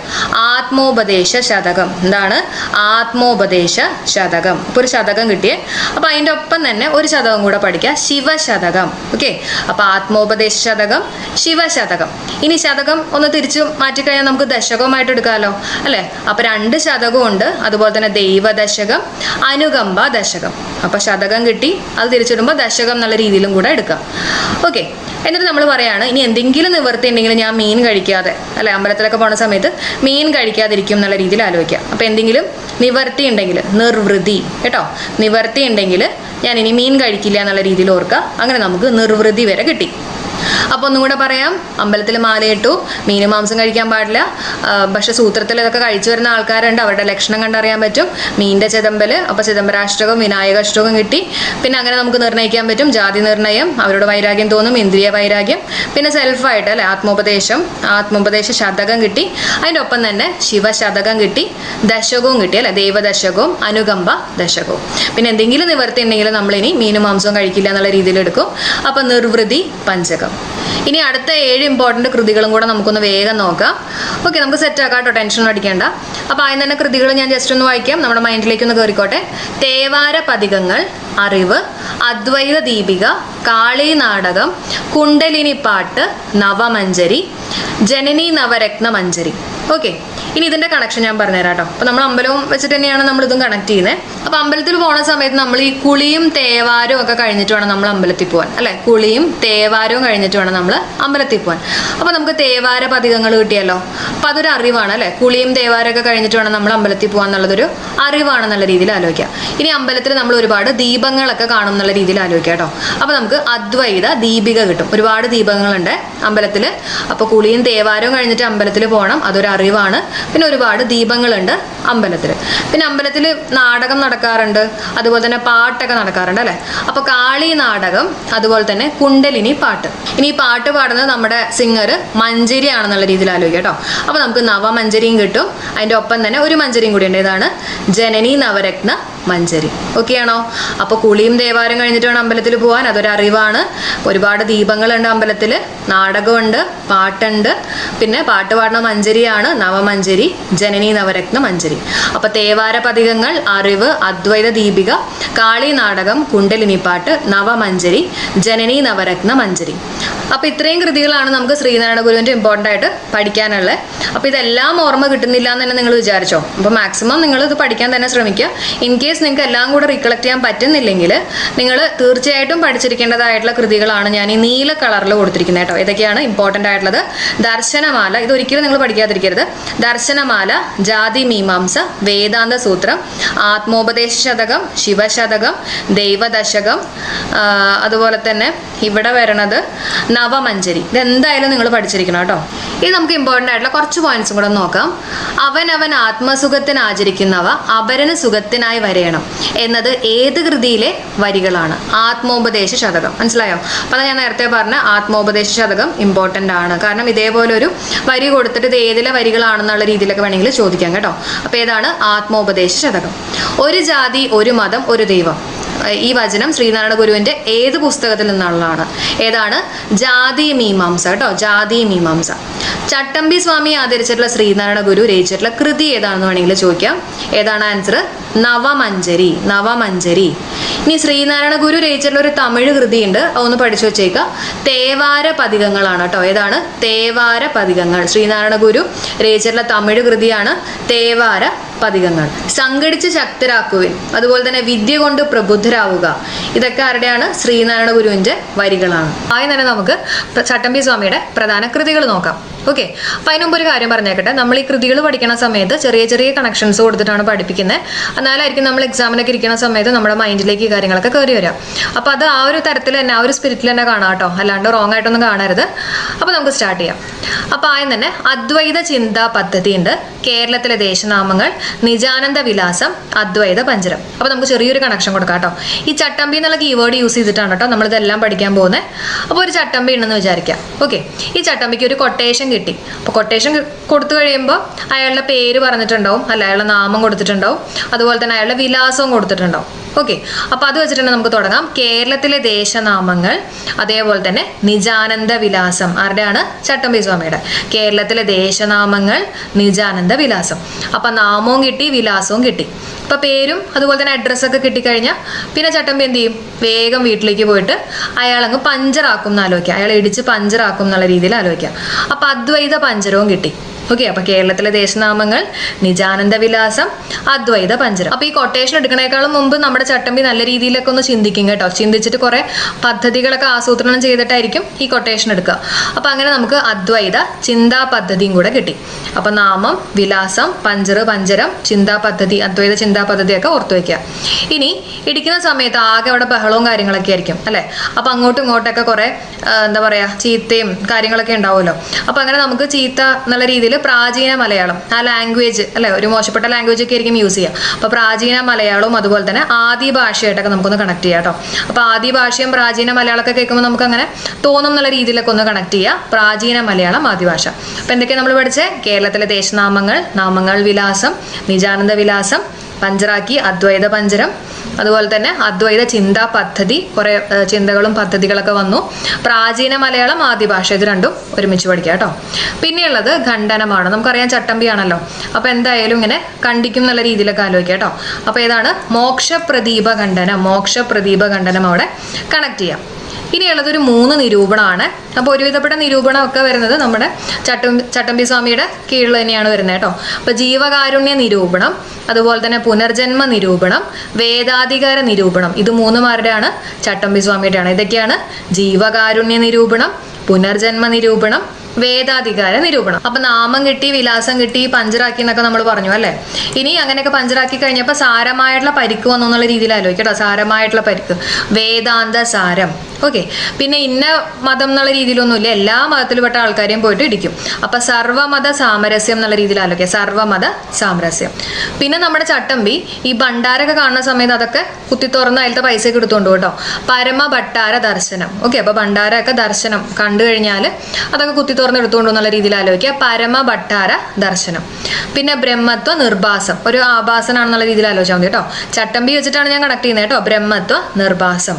അതിന്റെ ഒപ്പം തന്നെ അദ്വൈത വരം കൂടെ ഒന്ന് പഠിച്ചു വെക്കാം കേട്ടോ. എന്താണ് അദ്വൈത വരം? അപ്പൊ നമുക്ക് ഒന്നും കൂടെ അതൊക്കെ നോക്കാം. എന്തൊക്കെയായിരുന്നു? നാമം അറിയണം, വിലാസം അറിയണം, പഞ്ചറാക്കും. കേരളത്തിലെ ദേശനാമങ്ങൾ, നിജാനന്ദ വിലാസം, അദ്വൈത പഞ്ചരം. പിന്നെ ചിന്താ പദ്ധതി, അദ്വൈത ചിന്താ പദ്ധതി. പിന്നെന്താ? അടിയിടി ബഹളമൊക്കെ നടക്കുന്ന സമയത്ത് അങ്ങോട്ടും ഇങ്ങോട്ടൊക്കെ ചീത്തവിളിയും ബഹളമൊക്കെ ആയിരിക്കും. പ്രാചീന മലയാളം, ആദിഭാഷ. പിന്നെ ഖണ്ഡിക്കലുണ്ട്, മോക്ഷപ്രദീപ ഖണ്ഡനം ആലോചിക്കുക. പിന്നെ നമ്മുടെ 3 നിരൂപണം, ജീവകാരുണ്യ നിരൂപണം, പുനർജന്മ നിരൂപണം, വേദാധികാര നിരൂപണം. പിന്നെ സാരമായിട്ടുള്ള പരിക്ക് അല്ലെ, വേദാന്ത സാരം. സർവമത, ഏത് മതത്തിൽപ്പെട്ടിട്ടുള്ള ആൾക്കാരെയും ഇടിക്കും. സർവമത സാമരസ്യം. പരമഭട്ടാര ദർശനം, നമ്മുടെ ഭണ്ഡാരൊക്കെ കണ്ടു കഴിഞ്ഞാൽ അപ്പോൾ ദർശനം വന്നു കഴിഞ്ഞാൽ അത് ജസ്റ്റ് ഒന്ന് കണക്ട് ചെയ്യുക. ബ്രഹ്മത്വ നിർഭാസം, ആഭാസം എന്നുള്ള രീതിയിൽ ആലോചിക്കുക. അദ്വൈത വരം. ഓക്കെ, അപ്പൊ ഇതാണ് ഇമ്പോർട്ടൻ്റ് ആയിട്ടുള്ള കൃതികൾ. ഇനി നമുക്ക് ചട്ടമ്പി സ്വാമി ആയിട്ടുള്ള ഇമ്പോർട്ടൻ്റ് ആയിട്ടുള്ള പോയിന്റ്സുകളൊന്ന് നോക്കാം. ചട്ടമ്പി സ്വാമിയുടെ അച്ഛൻ്റെ പേര് വാസുദേവൻ നമ്പൂതിരി, അമ്മയുടെ പേര് നങ്ങമ്മ പിള്ള. ഇതൊക്കെ ജസ്റ്റ് കേട്ടുപോകാം കേട്ടോ. ചട്ടമ്പി സ്വാമിയുടെ ഭവനം ഉള്ളൂർക്കോട് വീട്. എവിടെയാണ്? ഉള്ളൂർക്കോട് വീട്. ചട്ടമ്പി സ്വാമികളുടെ ആദ്യകാല ഗുരുവാരാണ്? പേട്ടയിൽ രാമൻപിള്ള ആശാൻ. പേട്ടയിൽ രാമൻപിള്ള ആശാൻ. അടുത്ത പോയിന്റ് നോക്കാം. കണ്ടുമുട്ടലുകളാണ് കേട്ടോ. ചട്ടമ്പി സ്വാമി ശ്രീനാരായണ ഗുരുവിനെ കണ്ടുമുട്ടിയിട്ടുള്ള വർഷം 1882 ആണ്. ഓക്കെ, അതുപോലെ തന്നെ ചട്ടമ്പി സ്വാമി വിവേകാനന്ദനെ കണ്ടുമുട്ടിയിട്ടുള്ള വർഷം 1892. അപ്പൊ നമുക്കറിയാലോ, നമ്മൾ ഈ ചട്ടമ്പി ആയിട്ടല്ലേ കണക്ട് ചെയ്തേക്കുന്നത്. അപ്പൊ ചട്ടമ്പി വന്ന് തല്ലി 2 കഷ്ണമായി എന്നുള്ള രീതിയിലൊക്കെ ആലോചിക്കുക. അപ്പൊ നമുക്ക് 2 ആണ് ഇവിടെ 2 സ്ഥലത്തും വന്നിട്ടുള്ളത് കേട്ടോ. 1882 ഉണ്ട്, 1892 ഉണ്ട്. ഓക്കെ, അപ്പൊ ശ്രീനാരായണ ഗുരുവിനെ കണ്ടുമുട്ടിയിട്ടുള്ള വർഷം 1882, അതുപോലെ തന്നെ വിവേകാനന്ദനെ കണ്ടുമുട്ടിയിട്ടുള്ള വർഷം 1892. ചട്ടമ്പി സ്വാമികളുടെ ഗുരു ആരാന്ന് ചോദിക്കുകയാണെങ്കിൽ തൈക്കാട് അയ്യ സ്വാമികളാണ് കേട്ടോ. സംസ്കൃതത്തിലും വേദോപനിഷത്തുകളിലും യോഗവിദ്യയിലും ചട്ടമ്പി സ്വാമികളുടെ ഗുരു ആരാണെന്ന് ചോദിക്കുകയാണെങ്കിൽ സുബജാഴ പാടികളാണ് കേട്ടോ. ചട്ടമ്പി സ്വാമികളെ തമിഴ് വേദാന്ത ശാസ്ത്രം അഭ്യസിപ്പിച്ചിട്ടുള്ള ഗുരു ആരാണ്? സ്വാമിനാഥ ദേശികർ. ആരാണ്? സ്വാമിനാഥ ദേശികർ. ചട്ടമ്പി സ്വാമിക്ക് വിദ്യാധിരാജ് എന്ന പേര് നൽകിയത് 8 യോഗം. തിരുവനന്തപുരത്ത് ഗവൺമെന്റ് സെക്രട്ടേറിയറ്റിൽ ക്ലർക്കായിട്ട് ഔദ്യോഗിക ജീവിതം ആരംഭിച്ചിട്ടുള്ള നവോത്ഥാന നായകൻ ആരാന്ന് ചോദിക്കുകയാണെങ്കിൽ ചട്ടമ്പി സ്വാമികൾ. ചട്ടമ്പി സ്വാമിക്ക് ജ്ഞാനോദയം ലഭിച്ചിട്ടുള്ള സ്ഥലം വടിവീശ്വരം. ഇനി അറിയപ്പെടുന്ന പേരുകളാണ് കേട്ടോ. ചട്ടമ്പി സ്വാമികളുടെ യഥാർത്ഥ പേര് അയ്യപ്പൻ. ഓക്കെ, ഒരു ചട്ടമ്പിനെ കാണുമ്പോൾ നമ്മളിങ്ങനെ അയ്യപ്പനെ വിളിച്ച് പ്രാർത്ഥിച്ചു എന്നുള്ള രീതിയിൽ ആലോചിക്കാം, അയ്യപ്പൻ. ചട്ടമ്പി സ്വാമികളുടെ ബാല്യകാല നാമം കുഞ്ഞമ്പിള്ള. അപ്പോൾ കുഞ്ഞു ചട്ടമ്പി എന്നുള്ള രീതിയിൽ ആലോചിക്കാം, കുഞ്ഞമ്പിള്ള. ഷൺമുഖദാസൻ എന്ന പേരിൽ അറിയപ്പെടുന്നത് ചട്ടമ്പി സ്വാമികൾ. അപ്പോൾ മുഖത്ത് എന്തെങ്കിലും പാടൊക്കെ ഉണ്ടെന്നുള്ള രീതിയിൽ നമുക്ക് ഷൺമുഖദാസൻ ചട്ടമ്പിയായിട്ടൊന്ന് കണക്ട് ചെയ്യാം, ചട്ടമ്പി സ്വാമികൾ. സർവ്വ വിദ്യാധിരാജ എന്ന പേരിൽ അറിയപ്പെടുന്നത് ചട്ടമ്പി സ്വാമികളാണ് കേട്ടോ. ശ്രീ ഭട്ടാരകൻ, ശ്രീ ബാലഭട്ടാരകൻ എന്നീ പേരുകളിൽ അറിയപ്പെടുന്ന നവോത്ഥാന നായകൻ ആരാൻ ചോദിക്കുകയാണെങ്കിൽ ചട്ടമ്പി സ്വാമികൾ. ശ്രീ ഭട്ടാരകൻ, ശ്രീ ബാലഭട്ടാരകൻ എന്ന പേരുകളിൽ അറിയപ്പെടുന്ന നവോത്ഥാന നായകൻ ആരാണ്? ചട്ടമ്പി സ്വാമികൾ. കാഷായം ധരിക്കാത്ത സന്യാസി എന്നറിയപ്പെടുന്നത് ചട്ടമ്പി സ്വാമികൾ. കാവിയും കമണ്ഡലവും ഇല്ലാത്ത സന്യാസി എന്നറിയപ്പെടുന്ന നവോത്ഥാന നായകൻ ആരാണ്? ചട്ടമ്പി സ്വാമികൾ. കാഷായം ധരിക്കാത്ത സന്യാസി ചട്ടമ്പി സ്വാമി, കാവിയും കമണ്ഡലവും ഇല്ലാത്ത സന്യാസി ആരാൻ ചോദിക്കുകയാണെങ്കിൽ ചട്ടമ്പി സ്വാമികൾ. ചട്ടമ്പി സ്വാമിയെ ഷൺമുഖദാസൻ എന്ന് വിളിച്ച സാമൂഹ്യ പരിഷ്കർത്താവ് ആരാണ്? തൈക്കാട് അയ്യയാണ്. ചട്ടമ്പി സ്വാമിയെ ഷൺമുഖദാസൻ എന്ന് വിളിച്ചിട്ടുള്ള സാമൂഹ്യ പരിഷ്കർത്താവ് തൈക്കാട് അയ്യ. മലബാറിൽ ഞാനൊരു യഥാർത്ഥ മനുഷ്യനെ കണ്ടു എന്ന് സ്വാമി വിവേകാനന്ദൻ ആരെ കുറിച്ചാണ് പറഞ്ഞത്? ചട്ടമ്പി സ്വാമികളെ കുറിച്ചാണ് കേട്ടോ. മലബാറിൽ ഞാനൊരു യഥാർത്ഥ മനുഷ്യനെ കണ്ടു എന്ന് സ്വാമി വിവേകാനന്ദൻ ആരെ കുറിച്ചാണ് പറഞ്ഞത്? ചട്ടമ്പി സ്വാമികളെ. ക്രിസ്തുമത നിരൂപണം രചിച്ചത് ചട്ടമ്പി സ്വാമിയാണ്. ചട്ടമ്പി സ്വാമിയെ ആദരിച്ചിട്ടുള്ള ശ്രീനാരായണ ഗുരു രചിച്ചിട്ടുള്ള കൃതി ഏതാൻ ചോദിക്കുകയാണെങ്കിൽ നവമഞ്ജരി. ഒന്ന് പഠിച്ചു വെച്ചേക്കാം. ചട്ടമ്പി സ്വാമിയെ ആദരിച്ചിട്ടുള്ള ശ്രീനാരായണ ഗുരു രചിച്ചിട്ടുള്ള കൃതി ചോദിക്കുകയാണെങ്കിൽ നവമഞ്ജരി. ഇനി നമുക്ക് പ്രാചീന മലയാളത്തെ ബേസ് ചെയ്തിട്ടുള്ള ഇമ്പോർട്ടൻ്റ് ആയിട്ടുള്ള കുറച്ച് പോയിന്റ്സുകൾ നോക്കാം. പ്രാചീന കേരളത്തിൽ നിലനിന്നിരുന്ന ജാതിരഹിതമായിട്ടുള്ള ആദി സമൂഹത്തിന്റെ ചരിത്രം അനാവരണം ചെയ്തുകൊണ്ട് ചട്ടമ്പി സ്വാമി രചിച്ചിട്ടുള്ള പുസ്തകം ഏതാണെന്ന് ചോദിക്കുകയാണെങ്കിൽ പ്രാചീന മലയാളം. ഓക്കെ, നമ്മൾ നേരത്തെ പഠിച്ചാണ്. പരശുരാമന്റെ കേരള സൃഷ്ടി ബ്രാഹ്മണർക്ക് വേണ്ടി മാത്രമായിരുന്നു എന്ന വാദത്തെ എതിർത്ത കൃതിയാണ് പ്രാചീന മലയാളം. ചട്ടമ്പി സ്വാമിയുടെ ഏറ്റവും വലിയ കൃതി ഏതാണെന്ന് ചോദിക്കുകയാണെങ്കിലും പ്രാചീന മലയാളം. അപ്പോൾ പ്രാചീന മലയാളം പഠിച്ചു വെച്ചേക്കാം, വളരെ ഇമ്പോർട്ടൻ്റ് ആണ് കേട്ടോ. ഇനി അതേപോലെ തന്നെ അടുത്ത പോയിന്റ്, ചട്ടമ്പി സ്വാമികളുടെ പ്രധാന ശിഷ്യൻ ആരാന്ന് ചോദിക്കുകയാണെങ്കിൽ ബോധേശ്വരനാണ്. ചട്ടമ്പി സ്വാമികളുടെ പ്രധാന ശിഷ്യൻ ബോധേശ്വരൻ. ചട്ടമ്പി സ്വാമി സമാധിയായത് 1924 മെയ് 5 കേട്ടോ. 1924 മെയ് 5. അപ്പോൾ ചട്ടമ്പി എന്ന് വെച്ചിട്ടാണ് നമ്മൾ കോഡ് കണക്ട് ചെയ്തിരുന്നത്.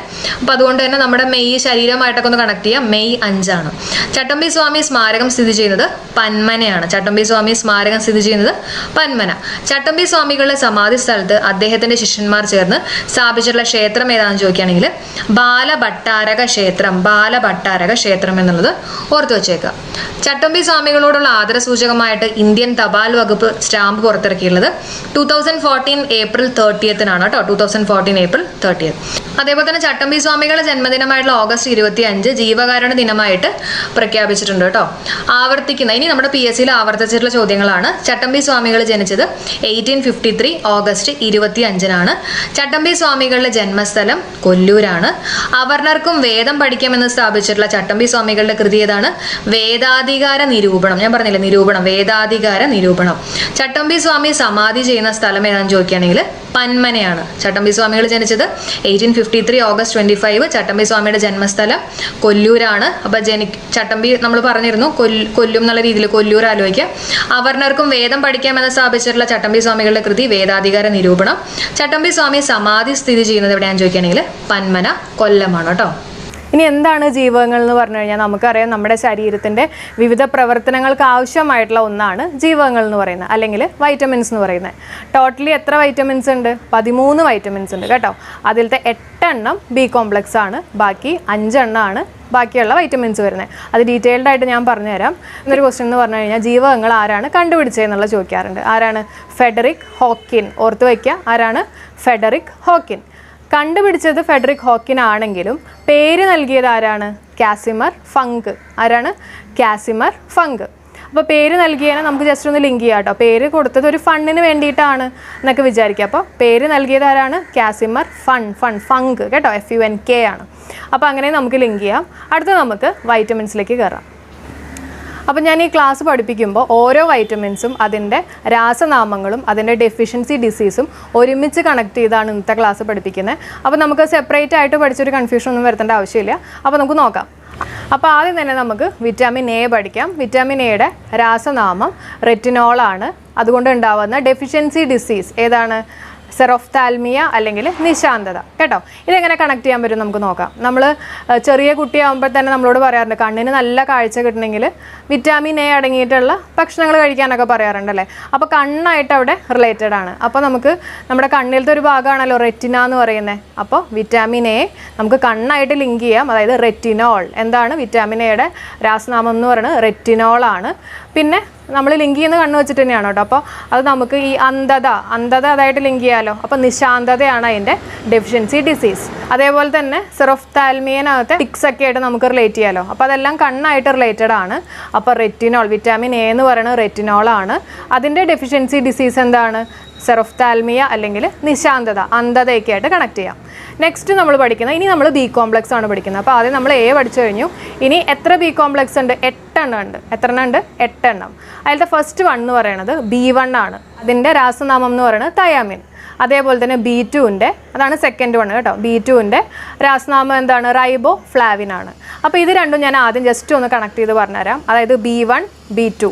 ഈ 1, 2 എന്നൊക്കെ പറയുമ്പോൾ നമ്മൾ ഫസ്റ്റ് സ്റ്റാൻഡേർഡ്, സെക്കൻഡ് സ്റ്റാൻഡേർഡ് ഒക്കെ ആലോചിക്കുക. അതായത് 1ാം ക്ലാസ്സിലും 2ാം ക്ലാസ്സിലും ഒക്കെ നമ്മൾ ആദ്യം പഠിക്കുന്നത് എന്തായിരിക്കും? തറ എന്നൊക്കെ ആയിരിക്കില്ലേ? തറ, പറയൊക്കെ ആയിരിക്കില്ലേ? അപ്പോൾ തറയാണെങ്കിൽ അപ്പോൾ നമുക്ക് ഫസ്റ്റ് വൺ, അതായത് B1നെ നമുക്ക് താ വെച്ചിട്ടും അതേപോലെ തന്നെ B2നെ നമുക്ക് റാ വെച്ചിട്ടും ലിങ്ക് ചെയ്യാം. ക്ലിയർ ആവുന്നുണ്ടല്ലോ? ഫസ്റ്റ് സ്റ്റാൻഡേർഡും സെക്കൻഡ് സ്റ്റാൻഡേർഡും തായും റായും. അതായത് താ വെച്ചിട്ടാണ് ഫസ്റ്റ് വൺ സ്റ്റാർട്ട് ചെയ്യുന്നത്. എന്താണത്? തയാമിൻ. സെക്കൻഡ് വൺ എന്താണ്? റൈബോ ഫ്ലാവിൻ. അപ്പോൾ B1ഉം B2ഉം പഠിച്ചല്ലോ. ക്ലിയർ ആയല്ലോ? അപ്പോൾ രണ്ടെണ്ണത്തിൻ്റെ രാസനാമം എന്താണ്? B1 പറയൂ. B1 എന്താണ്? തയാമിൻ. B2 എന്ന് പറഞ്ഞു കഴിഞ്ഞാൽ റൈബോ ഫ്ലാവിൻ. ഇനി ഇതിൻ്റെ ഡെഫിഷ്യൻസി ഡിസീസ് നോക്കാം. ബി കോംപ്ലക്സിലെ സ്റ്റാർട്ടിങ് തന്നെയാണ് B1. അതുകൊണ്ട് തന്നെ നമുക്കതിനെ B വെച്ചിട്ട് തന്നെ അതിൻ്റെ ഡെഫിഷ്യൻസി ഡിസീസിന് പേര് കൊടുക്കാം. എന്താണ്? ബെറിബെറി. അപ്പോൾ B1ൻ്റെ രാസനാമം എന്ന് പറയുന്നത് എന്താണ്? തയാമിനും അതിൻ്റെ ഡെഫിഷ്യൻസി ഡിസീസ് എന്താണ്? ബെറിബെറിയാണ്. ഇനി B2ൻ്റെ രാസനാമം എന്താണ്? നമ്മൾ നേരത്തെ പഠിച്ചു തറ, അതിലെ റായാണ് വരുന്നത്, റൈബോ ഫ്ലാവിൻ. ഇനി നമ്മൾ പഠിക്കുന്നത് വൈറ്റമിൻ B3 ആണ്. അപ്പോൾ വൈറ്റമിൻ B3യുടെ രാസനാമം എന്താണ്? നമുക്കറിയാം നിയാസിൻ ആണ്. എന്താണ്? നിയാസിൻ. എങ്ങനെ നമുക്ക് ലിങ്ക് ചെയ്യാൻ പറ്റും നോക്കാം. അതായത് B3 എന്ന് പറയുമ്പോൾ ആ 3 ഒന്ന് തിരിച്ചിട്ടെ. അപ്പോൾ നമുക്ക് എന്ത് കിട്ടും? നാ പോലെ കിട്ടില്ലേ? 3 മാറ്റിയിടുമ്പോൾ. അപ്പോൾ നാ കിട്ടി. അതായത് നിയാസിനാണ് B3യുടെ രാസനാമം. ക്ലിയർ ആയല്ലോ? അപ്പം B1 പഠിച്ചു, B2 പഠിച്ചു, B3 പഠിച്ചു. ഇനി നിയാസിൻ കിട്ടി. ഇനി അതിൻ്റെ ഡെഫിഷ്യൻസി ഡിസീസ് അല്ലെങ്കിൽ അപര്യാപ്തത രോഗം ഏതാണെന്നുള്ളത് നമുക്ക് നോക്കാം. അപ്പോൾ അപര്യാപ്ത രോഗം എന്ന് പറയുന്നത് പെലഗ്രയാണ്. എന്താണ്? പെലഗ്ര. അപ്പോൾ ഇതിനെ നമുക്ക് ലിങ്ക് ചെയ്യാൻ വേണ്ടിയിട്ട് നേരത്തെ ഞാൻ പറഞ്ഞു നിയാസിൻ എന്ന് പറഞ്ഞില്ലേ? ആ നിയാസിനകത്തെ സിൻ എടുക്കുക. അതായത് CIN ആണ് നമ്മുടെ സ്പെല്ലിങ്. നമുക്കത് SIN ആയിട്ട് എടുക്കാം. SIN എന്ന് പറഞ്ഞു കഴിഞ്ഞാൽ എന്താ? ഒരു തെറ്റ് ചെയ്യുക, ആ ഒരു മീനിങ് കേട്ടോ. അപ്പോൾ സിൻ. അപ്പോൾ സിൻ എന്ന് പറയണത് ഒരുപാട് നമ്മൾ ആഗ്രഹിക്കണത് ഒരു സിന്നാണെന്ന് നമുക്കൊന്ന് ലിങ്ക് ചെയ്യാം. ഒരുപാട് ആഗ്രഹിക്കുക എന്ന് വെച്ചാൽ നമ്മുടെ പെലഗ്ര, ആഗ്രഹം കേട്ടോ. അതും സിന്നുമായിട്ട് നമുക്ക് ലിങ്ക് ചെയ്യാം. അപ്പോൾ B3 എന്ന് പറയുമ്പോൾ എങ്ങനെയൊക്കെയാണ് നമുക്ക് കണക്ഷൻ കിട്ടുന്നത്? 3 എന്ന് പറയുമ്പോൾ നാ ആലോചിക്കുക, നിയാസിൻ കിട്ടും. നിയാസിനകത്ത് സിന്നുണ്ട്. അപ്പോൾ എന്ത് കിട്ടും? തെറ്റ്, അതായത് കുറേ ആഗ്രഹിക്കുന്നത്. അപ്പോൾ പെലഗ്ര. അപ്പോൾ ഇത് മൂന്നുമായിട്ട് നമുക്ക് ലിങ്ക് ചെയ്ത് പഠിക്കാം. അടുത്ത വൈറ്റമിൻ B5 ആണ്. അപ്പോൾ B5ൻ്റെ രാസനാമം എന്താണെന്ന് വെച്ചിട്ടുണ്ടെങ്കിൽ പാൻറ്റോതെനിക് ആസിഡ് ആണ്. എന്താണ്? Pantothenic acid. എങ്ങനെ ലിങ്ക് ചെയ്യാൻ പറ്റും? എളുപ്പമാണ്. അതായത് 5 അല്ലേ? അപ്പോൾ പെൻറ്റ ആ ഒരു രീതിയിലല്ലേ വരുന്നത്. അപ്പോൾ പാൻറ്റോതെനിക് ആസിഡ് കേട്ടോ. അപ്പോൾ B5, വിറ്റാമിൻ B5 എന്ന് പറഞ്ഞു കഴിഞ്ഞാൽ പാൻറ്റോതെനിക് ആസിഡ്. അപ്പോൾ ഫസ്റ്റ് വൺ ഏതാണ്? വിറ്റാമിൻ B1 എന്ന് പറഞ്ഞു കഴിഞ്ഞാൽ താ വെച്ചിട്ടാണ് സ്റ്റാർട്ട് ചെയ്യണത്. തറ ആലോചിക്കാൻ പറഞ്ഞു. അപ്പോൾ തയാമിൻ കിട്ടി. B2ൻ്റെ വരുമ്പോൾ റായാണ്. അപ്പോൾ റൈബോ ഫ്ലാവിൻ. വൈറ്റമിൻ B3 എന്ന് പറയുമ്പോൾ 3 തിരിച്ചിടുക, നാ കിട്ടും. അപ്പോൾ നിയാസിനാണ്. അപ്പോൾ സിൻ വന്നു അല്ലേ? സിൻ വന്നു കഴിയുമ്പോൾ എന്നാൽ നമുക്ക് എടുക്കുക? പെലഗ്ര എടുക്കാം. അതിൻ്റെ ഡെഫിഷ്യൻസി ഡിസീസ് കിട്ടി. പിന്നെ വിറ്റാമിൻ B5 എന്ന് പറയുമ്പോൾ ഞാൻ പറഞ്ഞു പാൻറ്റോതെനിക് ആസിഡാണ്. അടുത്ത വൈറ്റമിൻ നോക്കാം. വിറ്റാമിൻ B6 ആണ്. B6 എന്ന് പറയുമ്പോൾ അതിൻ്റെ ആൻസർ വരുന്നത് പിരിഡോക്സിൻ ആണ്. എന്താണ്? പിരിഡോക്സിൻ. അതിൻ്റെ രാസനാമം കേട്ടോ പിരിഡോക്സിൻ ആണ്. എങ്ങനെ ലിങ്ക് ചെയ്യാൻ പറ്റും നമുക്ക് നോക്കാം. 6 എന്ന് പറയുമ്പോൾ നമ്മുടെ സ്കൂളിൽ 6 പീരീഡൊക്കെ ഉണ്ടാവാറുണ്ടല്ലോ അല്ലേ? 6ഉം 7ഒക്കെ ഉണ്ടാവാറുണ്ട്. പക്ഷേ ഇപ്പോഴത്തെ ഒരു ടൈം ബീങ് നമുക്ക് 6 ആയിട്ട് എടുക്കാം. അതായത് 3 പീരീഡ് കാലത്തും പിന്നെ ആഫ്റ്റർ ഫുഡ് 3 പീരീഡും കൂടെ കേട്ടോ. അങ്ങനെ നമുക്ക് ലിങ്ക് ചെയ്തെടുക്കാം. അപ്പോൾ B6 എന്ന് പറയുമ്പോൾ 6 പീരീഡ് ഉണ്ട്. അതായത് പിരിഡോക്സിൻ. അങ്ങനെ എടുക്കാമല്ലോ. 6 പീരീഡ് ഉണ്ട്. അതായത് പീരിയഡ്, അതായത് പീരിയഡോക്സിൻ. നെക്സ്റ്റ് വൈറ്റമിൻ നോക്കാം, വൈറ്റമിൻ B7 ആണ്. അപ്പോൾ B7ൻ്റെ രാസനാമം എന്ന് പറഞ്ഞു കഴിഞ്ഞാൽ ബയോട്ടിൻ ആണ്. എന്താണ്? ബയോട്ടിൻ. എങ്ങനെ ലിങ്ക് ചെയ്യാൻ പറ്റും നമുക്ക് നോക്കാം. അതായത് B7 അല്ലേ, അപ്പോൾ 7th സ്റ്റാൻഡേർഡ് ആലോചിക്കുക. 7th കഴിഞ്ഞിട്ട് പിന്നെ നമ്മൾ ഹൈസ്കൂളിലേക്ക് കയറുകയാണല്ലോ, 8th എത്തുകയല്ലേ. അപ്പോൾ 7th സ്റ്റാൻഡേർഡിൽ എത്തിക്കഴിയുമ്പോൾ നമ്മളൊരു ബൈ ഒക്കെ കൊടുക്കും. ഓക്കെ, അപ്പോൾ B7 എന്ന് പറയുമ്പോൾ നമുക്ക് ബയോട്ടിനായിട്ട് ലിങ്ക് ചെയ്യാം. അപ്പോൾ B7, വൈറ്റമിൻ B7 എന്ന് പറഞ്ഞു കഴിഞ്ഞാൽ എന്താണ്? ബയോട്ടിൻ. നെക്സ്റ്റ് വൈറ്റമിൻ നമുക്ക് നോക്കാം, വൈറ്റമിൻ B9 ആണ്. അപ്പോൾ വൈറ്റമിൻ B9ൻ്റെ രാസനാമം എന്ന് പറഞ്ഞു കഴിഞ്ഞാൽ ഫോളിക് ആസിഡ് ആണ്. അതേപോലെ തന്നെ അതിൻ്റെ അപര്യാപ്ത രോഗം എന്ന് പറഞ്ഞു കഴിഞ്ഞാൽ വിളർച്ചയാണ്. അപ്പോൾ ഇതെങ്ങനെ നമുക്ക് ലിങ്ക് ചെയ്യാൻ പറ്റും നോക്കാം. അതായത് വൈറ്റമിൻ B9 എന്ന് പറയുമ്പോൾ നമ്മൾ 9th സ്റ്റാൻഡേർഡ് ആലോചിക്കുക കേട്ടോ, നമ്മൾ 9ാം ക്ലാസ്സിലാണ്. അപ്പോൾ 9ാം ക്ലാസ്സിൽ സാധാരണ ടീച്ചേഴ്സ് ശരിക്കും നോക്കിയിട്ടല്ലേ 10ാം ക്ലാസ്സിലേക്ക് പ്രൊമോട്ട് ചെയ്യുള്ളൂ, കാരണം 10ാം ക്ലാസ് അല്ലേ. അപ്പോൾ ശരിക്കും നോക്കിയിട്ടേ പ്രൊമോട്ട് ചെയ്യുള്ളൂ, അല്ലാത്തവരൊക്കെ അവർ ഫെയിൽ ചെയ്യിപ്പിക്കും അല്ലേ. അപ്പോൾ ആ ഫെയിൽ അല്ലെങ്കിൽ ഫോള് ആ ഒരു രീതിയിൽ നമുക്ക് കണക്ട് ചെയ്യാം. അപ്പോൾ B9 എന്ന് പറയുമ്പോൾ ഫോളിക് ആസിഡ്. എന്താണ്? Folic acid. അതേപോലെ തന്നെ നമ്മളിങ്ങനെ ഫെയിലായി കഴിയുമ്പോൾ നമുക്ക് ആകെ ഒരു വിളർച്ചയായിരിക്കും അല്ലേ. അപ്പോൾ അതുമായിട്ട് നമുക്ക് ലിങ്ക് ചെയ്യാലോ. അപ്പോൾ വിറ്റാമിൻ B9 എന്ന് പറഞ്ഞു കഴിഞ്ഞാൽ ഫോളിക് ആസിഡ്, അതേപോലെ തന്നെ അതിൻ്റെ അപര്യാപ്തത രോഗം ഏതാണ്? വിളർച്ച. നെക്സ്റ്റ് വൺ നമുക്ക് നോക്കാം, വിറ്റാമിൻ B12 ആണ്. അപ്പോൾ B12ൻ്റെ രാസനാമം എന്ന് പറഞ്ഞു കഴിഞ്ഞാൽ സൈനോകൊബാൽമിൻ ആണ്. എന്താണ്? സൈനോകൊബാൽമിൻ. അപ്പോൾ എങ്ങനെ ലിങ്ക് ചെയ്യാൻ പറ്റും നമുക്ക് നോക്കാം. അതായത് 12th സ്റ്റാൻഡേർഡ് തന്നെ എടുക്കുക. ഈ 12th സ്റ്റാൻഡേർഡിൽ നമുക്ക് ഒരുപാട് റെക്കോർഡും പ്രാക്ടിക്കലും ആയിട്ടൊക്കെ ചെയ്യാനുണ്ടാവും അല്ലേ. അപ്പോൾ നമ്മൾ ടീച്ചേഴ്സിൻ്റെ അടുത്ത് പോയിട്ട് സൈൻ ചോദിക്കും. അപ്പോൾ അങ്ങനെ നമുക്കൊന്ന് വേണമെങ്കിൽ ലിങ്ക് ചെയ്യാം. അതായത് വിറ്റാമിൻ B12 എന്ന് പറഞ്ഞു കഴിയുമ്പോൾ സൈനോകൊബാൽമിൻ ആയിട്ട് ലിങ്ക് ചെയ്യാം. അപ്പോൾ നമ്മൾ 8 വിറ്റാമിനും പഠിച്ചു, അതേപോലെ തന്നെ വിറ്റാമിൻ എയും പഠിച്ചു അല്ലേ. വിറ്റാമിൻ എയുടെ എന്തായിരുന്നു? കണ്ണായിട്ട് ബന്ധപ്പെട്ടിട്ടുള്ളത്, അതായത് റെറ്റിനോൾ. അതേപോലെ തന്നെ എന്താണ് ഡെഫിഷ്യൻസി ഡിസീസ് വരുന്നത്? നിശാന്തത, അന്ധതയും അതേപോലെ തന്നെ സെറോഫ്താൽമിയയും. ഇനി നമുക്ക് വിറ്റാമിൻ സിയിലേക്ക് കയറാം. വിറ്റാമിൻ സിയുടെ രാസനാമം എന്ന് പറഞ്ഞു കഴിഞ്ഞാൽ എസ്കോർബിക് ആസിഡ് ആണ്. എന്താണ്? വിറ്റാമിൻ സിയുടെ രാസനാമം എന്ന് പറഞ്ഞു കഴിഞ്ഞാൽ എസ്കോർബിക് ആസിഡ്. അതേപോലെ തന്നെ ഡെഫിഷ്യൻസി ഡിസീസ് എന്ന് പറഞ്ഞു കഴിഞ്ഞാൽ സ്കർവി ആണ്. എന്താണ്? സ്കർവി. അപ്പോൾ എങ്ങനെ നമുക്ക് ലിങ്ക് ചെയ്യാൻ പറ്റും നോക്കാം. വിറ്റാമിൻ സിനകത്തും അതേപോലെ തന്നെ എസ്കോർബിക് ആസിഡ്, അവിടെയും നമുക്കൊരു സി വരുന്നുണ്ട് അല്ലേ, ASC അല്ലേ. അപ്പോൾ അവിടെ ഒരു സി വരുന്നുണ്ട്. അതേപോലെ തന്നെ സ്കർവി, അവിടെയും സി ഉണ്ട്. അപ്പോൾ ഈ 3 എണ്ണം നമുക്ക് അങ്ങനെ ഒന്ന് കണക്ട് ചെയ്യാം. അതായത് വൈറ്റമിൻ സി എന്ന് പറയുമ്പോൾ ഏതൊക്കെയാണ് രാസനാമം എന്ന് പറയുന്നത്? എസ്കോർബിക് ആസിഡും അതേപോലെ തന്നെ ഡെഫിഷ്യൻസി ഡിസീസ് എന്ന് പറയുന്നത് സ്കർവിയാണ്. നെക്സ്റ്റ് വൺ നമുക്ക് നോക്കാം, വൈറ്റമിൻ D ആണ്. വൈറ്റമിൻ ഡിയുടെ രാസനാമം എന്ന് പറഞ്ഞു കഴിഞ്ഞാൽ കാൽസിഫെറോളും അതേപോലെ തന്നെ അതിൻ്റെ ഡെഫിഷ്യൻസി ഡിസീസ് എന്ന് പറഞ്ഞു കഴിഞ്ഞാൽ റിക്കറ്റ്സും ആണ്. ഏതാണ്? വൈറ്റമിൻ D എന്ന് പറയുമ്പോൾ കാൽസിഫെറോളും അതേപോലെ തന്നെ ഡെഫിഷ്യൻസി ഡിസീസ് എന്ന് പറഞ്ഞു കഴിഞ്ഞാൽ റിക്കറ്റ്സ് ആണ്. അപ്പോൾ എങ്ങനെ ലിങ്ക് ചെയ്യാൻ പറ്റും നമുക്ക് നോക്കാം. വൈറ്റമിൻ D എന്ന് പറയുമ്പോൾ നമുക്കറിയാം അതിൻ്റെ രാസനാമം എന്ന് പറയുന്നത് കാൽസിഫെറോളും അതേപോലെ തന്നെ അതിൻ്റെ അപര്യാപ്തത രോഗം എന്ന് പറയുന്നത് റിക്കറ്റ്സും ആണ്. ഇമ്പോർട്ടൻ്റ് ആണ് കേട്ടോ, നോട്ട് ചെയ്ത് വെക്കുക. അപ്പോൾ കാൽസിഫെറോളും റിക്കറ്റ്സും എങ്ങനെ ലിങ്ക് ചെയ്യാൻ പറ്റും നമുക്ക് നോക്കാം. അതായത് വൈറ്റമിൻ D എന്ന് പറയുമ്പോൾ കാൽസിഫെറോൾ ആണ്. അപ്പോൾ കാൽസിഫെറോളും അതുപോലെ തന്നെ റിക്കറ്റും ആണ് അല്ലേ. ഡെഫിഷ്യൻസി ഡിസീസ് എന്ന് പറയുന്നത് റിക്കറ്റ്സ് അല്ലേ. അപ്പോൾ റിക്കറ്റ്സ് എന്ന് പറയുമ്പോൾ നമുക്ക് ക്രിക്കറ്റ് ആയിട്ട് എടുക്കാം. ക്രിക്കറ്റിന് കാലിൻ്റെയൊക്കെ ആവശ്യമുണ്ട്, നമുക്ക് ഓടണ്ടേ. അപ്പോൾ അതും കൂടെ നമുക്കൊന്ന് ലിങ്ക് ചെയ്യാം അല്ലേ. അപ്പോൾ വൈറ്റമിൻ D എന്ന് പറയുമ്പോൾ കാൽസിഫെറോൾ, അതേപോലെ തന്നെ ഡെഫിഷ്യൻസി ഡിസീസ് എന്ന് പറയുമ്പോൾ റിക്കറ്റ്സ്. അടുത്ത വൈറ്റമിൻ നോക്കാം, വൈറ്റമിൻ E ആണ്. അപ്പോൾ വൈറ്റമിൻ ഇയുടെ രാസനാമം എന്ന് പറഞ്ഞു കഴിഞ്ഞാൽ ടോക്കോഫെറോൾ ആണ്. എന്താണ്? ടോക്കോഫെറോൾ. അതിൻ്റെ ഡെഫിഷ്യൻസി ഡിസീസ് എന്ന് പറയുന്നത് വന്ധ്യതയാണ് കേട്ടോ, വന്ധ്യത. അപ്പോൾ വൈറ്റമിൻ ഇ എന്ന് പറയുമ്പോൾ നമുക്ക് ഇ ഗ്രേഡ് ആലോചിക്കാം. നമ്മുടെ സ്കൂളിലൊക്കെ നമുക്ക് ഇ ഗ്രേഡ് കിട്ടുകയാണെങ്കിൽ സാധാരണ തോക്കുന്ന ആൾക്കാർക്കായിരിക്കും കിട്ടുന്നത്. അപ്പോൾ അങ്ങനെ ലിങ്ക് ചെയ്യാമല്ലോ. അതായത് വൈറ്റമിൻ ഇയും തോക്കുന്നതും, അതായത് ടോക്കോഫെറോൾ. എന്താണ്? ടോക്കോഫെറോൾ. Vitamin E, tocopherol. അതിൻ്റെ ഡെഫിഷ്യൻസി ഡിസീസ് എന്ന് പറയുന്നത് വന്ധ്യത കേട്ടോ. അപ്പോൾ ഇത് മൂന്നും കണക്ട് ചെയ്തൊന്ന് പഠിച്ചു നോക്കുക. അടുത്ത വൈറ്റമിൻ നോക്കാം, വൈറ്റമിൻ കെ ആണ്. അതിൻ്റെ രാസനാമം എന്ന് പറഞ്ഞു കഴിഞ്ഞാൽ ഫിലോക്വിനോൺ ആണ്. എന്താണ്? ഫിലോക്വിനോൺ. അതേപോലെ തന്നെ അതിൻ്റെ ഡെഫിഷ്യൻസി ഡിസീസ് എന്ന് പറഞ്ഞു കഴിഞ്ഞാൽ രക്തസ്രാവമാണ്. എന്താണ്? രക്തസ്രാവം. വൈറ്റമിൻ കെ എന്ന് പറയുമ്പോൾ നമുക്ക് കാ എന്നുള്ള ഒരു ശബ്ദം വരുന്നുണ്ട് അല്ലേ. അപ്പോൾ അതേപോലെ തന്നെ ഫിലോക്വിനോൺ, അവിടെയും ഒരു കാ വരുന്നുണ്ടല്ലോ. അപ്പോൾ വൈറ്റമിൻ എ, ഫിലോക്വിനോൺ, അതേപോലെ തന്നെ രക്തസ്രാവം. രക്തസ്രാവം എന്ന് പറഞ്ഞാൽ എന്താ? രക്തം കട്ട പിടിക്കാത്ത അവസ്ഥ, അതിനെല്ലാം നമ്മൾ രക്തസ്രാവം എന്ന് പറയുന്നത്. അപ്പോൾ അവിടെ കട്ട പിടിക്കാത്ത, അപ്പോൾ കാ, അവിടെ ഒരു കാ വരുന്നുണ്ട് കേട്ടോ. അപ്പോൾ വൈറ്റമിൻ കെ ഏതൊക്കെയാണ്? ഫിലോക്വിനോൺ, അതേപോലെ തന്നെ രക്തസ്രാവം, അതാണ് അതിൻ്റെ ഡെഫിഷ്യൻസി ഡിസീസ്. അപ്പോൾ നമ്മളിപ്പോൾ 13 വൈറ്റമിൻസും അതിൻ്റെ ഡെഫിഷ്യൻസി ഡിസീസൊക്കെ പഠിച്ചു. നമുക്ക് ജസ്റ്റ് ഒന്ന് വേഗം ഒന്ന് പറഞ്ഞു നോക്കാം. ആദ്യം തന്നെ നിങ്ങൾ എൻ്റെ ഒപ്പം ഒന്ന് പറഞ്ഞു നോക്കുക കേട്ടോ. ആദ്യം തന്നെ വൈറ്റമിൻ എയുടെ രാസനാമം എന്താണ്? നമുക്കറിയാം, റെറ്റിനോളാണ്. നമ്മൾ കണ്ണാലോചിക്കുക. അതേപോലെ തന്നെ അതിൻ്റെ ഡെഫിഷ്യൻസി ഡിസീസ് എന്ന് പറഞ്ഞു കഴിഞ്ഞാൽ ഏതൊക്കെയാണ്? നിശാന്തത, അന്ധത ആലോചിക്കാൻ പറഞ്ഞു, നിശാന്തത. അതേപോലെ തന്നെ റഫ്താൽമിയ. പിന്നെ വരുന്നത് ബി കോംപ്ലക്സ് ആണ്. ബി കോംപ്ലക്സിലെ ഫസ്റ്റ് വൺ B1 എന്ന് പറഞ്ഞു കഴിയുമ്പോൾ തയാമിൻ ആണ്. തറ ആലോചിക്കാൻ പറഞ്ഞു, തയാമിൻ. അതേപോലെ തന്നെ സ്റ്റാർട്ടിങ് തന്നെ ആയതുകൊണ്ട് ബെറി തന്നെ ആയിരിക്കും നമുക്ക് വരുന്നത് BB കേട്ടോ. പിന്നെ B2 എന്ന് പറഞ്ഞു കഴിയുമ്പോഴേക്കും റാ വരും, അതായത് റൈബോ ഫ്ലാവിൻ. പിന്നെ വരുന്നത് വിറ്റാമിൻ B3 ആണ്. B3 എന്ന് പറയുമ്പോൾ എന്താ ആലോചിക്കാനാണ് ഞാൻ പറഞ്ഞ 3 തിരിച്ചിടുക, അതായത് നാ കിട്ടും. അപ്പോൾ നിയാസിൻ കിട്ടും, അത് സിൻ വന്നു. അപ്പോൾ സിന്ന് പറഞ്ഞാൽ എന്തായിരിക്കും? പെലഗ്രയാണ്. അപ്പോൾ അതിൻ്റെ ഡെഫിഷ്യൻസി ഡിസീസും കിട്ടി. പിന്നെ വിറ്റാമിൻ B5 ആണ്. 5 എന്ന് പറയുമ്പോൾ നമ്മൾ പാൻറ്റോ അങ്ങനെയൊക്കെ ലിങ്ക് ചെയ്യുക. അപ്പോൾ പാൻറ്റോതെനിക് ആസിഡ് കിട്ടി. പിന്നെ വരുന്നത് വിറ്റാമിൻ B6 ആണ്. അപ്പോൾ 6 പീരിയഡ്സ് ഉണ്ടെന്ന് ആലോചിക്കുക. അപ്പോൾ പീരിഡോക്സിൻ കിട്ടും. പിന്നെ വിറ്റാമിൻ B7 എന്ന് പറയുമ്പോൾ നമ്മൾ എന്താ ആലോചിക്കുക? ബൈ കൊടുക്കും അല്ലേ? 7th സ്റ്റാൻഡേർഡിന് ബൈ കൊടുത്തിട്ട് ഹൈസ്കൂളിലേക്ക് കയറുകയാണ്. അപ്പോൾ ബയോട്ടിൻ കിട്ടി.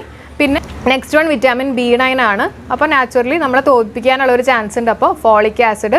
അതേപോലെ തന്നെ തോറ്റു കഴിയുമ്പോൾ മുഖത്താകെ കൂടെ ഒരു വിളർച്ച ഉണ്ടാവും. അപ്പോൾ വിളർച്ചയായിട്ട് നമുക്ക് ലിങ്ക് ചെയ്യാം. നെക്സ്റ്റ് വൺ വിറ്റാമിൻ B12 ആണ്. അവിടെ നമുക്ക് ഏറ്റവും കൂടുതൽ സൈൻ്റെ ആവശ്യം വരുന്നുണ്ട്. അപ്പോൾ സൈനോ കൊബാൽമിൻ. 12th സ്റ്റാൻഡേർഡിൽ സൈൻ്റെ ആവശ്യം വരുന്നുണ്ട്. അപ്പോൾ B12 സൈനോ കൊബാൽമിൻ. അപ്പോൾ ബി കോംപ്ലക്സ് മുഴുവൻ പഠിച്ചു. നമ്മൾ പഠിക്കുന്നത് വിറ്റാമിൻ C ആണ്. വിറ്റാമിൻ സിയുടെ രാസനാമം എന്ന് പറഞ്ഞു കഴിഞ്ഞാൽ അസ്കോർബിക് ആസിഡ് ആണ്. C ഉണ്ടെന്ന് നോക്കുക. അതേപോലെ തന്നെ അതിൻ്റെ ഡെഫിഷ്യൻസി ഡിസീസ് എന്താണ്? സ്കർവിയാണ്. വിറ്റാമിൻ D ഞാൻ എന്താ പറഞ്ഞിരുന്നത്? കാൽസിഫെറോൾ. അതുപോലെ തന്നെ കാല്, അതായത് റിക്കറ്റ്സ് ആയിട്ട് ലിങ്ക് ചെയ്യാൻ പറഞ്ഞു. പിന്നെ വിറ്റാമിൻ E ആണ്. E ഗ്രേഡ് നമുക്ക് കിട്ടുമ്പോൾ നമ്മൾ സാധാരണ തോക്കും, അതായത് ടോക്കോഫെറോൾ. അതേപോലെ തന്നെ വന്ധ്യത, അതിൻ്റെ ഡെഫിഷ്യൻസി ഡിസീസ് എന്ന് പറഞ്ഞു കഴിഞ്ഞാൽ വന്ധ്യത. അപ്പോൾ എല്ലാവരും ഇന്ന് തന്നെ ഒന്ന് റിപ്പീറ്റ് ചെയ്യുക, ഷുവറായിട്ട് നിങ്ങളുടെ മെമ്മറിയിൽ നിൽക്കും. ഇനി നെക്സ്റ്റ് നമുക്ക് PSCയിൽ ചോദിക്കാറുള്ള കുറച്ച് ഫാക്ട്സും കൂടെ ഡിസ്കസ് ചെയ്യാം. കരളിൽ ശേഖരിക്കപ്പെടുന്ന വൈറ്റമിൻ ഏതാണ്? A ആണ്.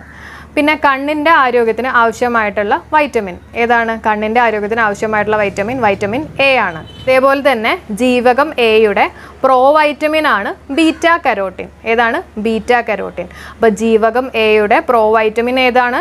Beta carotene. ഇനി വൈറ്റമിൻ A നമുക്ക് ഏതൊക്കെ ഫുഡിൽ നിന്നാണ് കിട്ടുന്നത് എന്നുള്ളത് നിങ്ങൾ ജസ്റ്റ് ഒന്ന് ഓർത്ത് വയ്ക്കാട്ടോ, നമുക്ക് ആവശ്യമുള്ളതാണ്. അപ്പോൾ PSCക്ക് വേണ്ടി മാത്രമല്ല, ഇതൊക്കെ ഒന്ന് നോട്ട് ചെയ്ത് വയ്ക്കാം. അപ്പോൾ ഏതൊക്കെ ഫുഡിൽ നിന്നാണ് നമുക്ക് വൈറ്റമിൻ A കിട്ടുന്നത്? പാല്, മുട്ട, ഏത്തപ്പഴം, പിന്നെ ചീര, മുരിങ്ങയില, ക്യാരറ്റ്. കണ്ണിൻ്റെ കാര്യം ഞാൻ പറഞ്ഞില്ല, അപ്പോൾ ക്യാരറ്റൊക്കെ നമ്മൾ പറയാറില്ലേ, നല്ലതാണ്. അപ്പോൾ ക്യാരറ്റ്, മുരിങ്ങയില, ചീര, അതേപോലെ തന്നെ മുട്ട, ഏത്തപ്പഴം, അങ്ങനെയുള്ള കുറച്ച് ലിസ്റ്റ് ഉണ്ട്. നെക്സ്റ്റ് വൈറ്റമിൻ നമുക്ക് നോക്കാം. വൈറ്റമിൻ B1 ആണ്. എന്താണ് B1ൻ്റെ രാസനാമം എന്ന് പറഞ്ഞേ? തയാമിൻ അല്ലേ?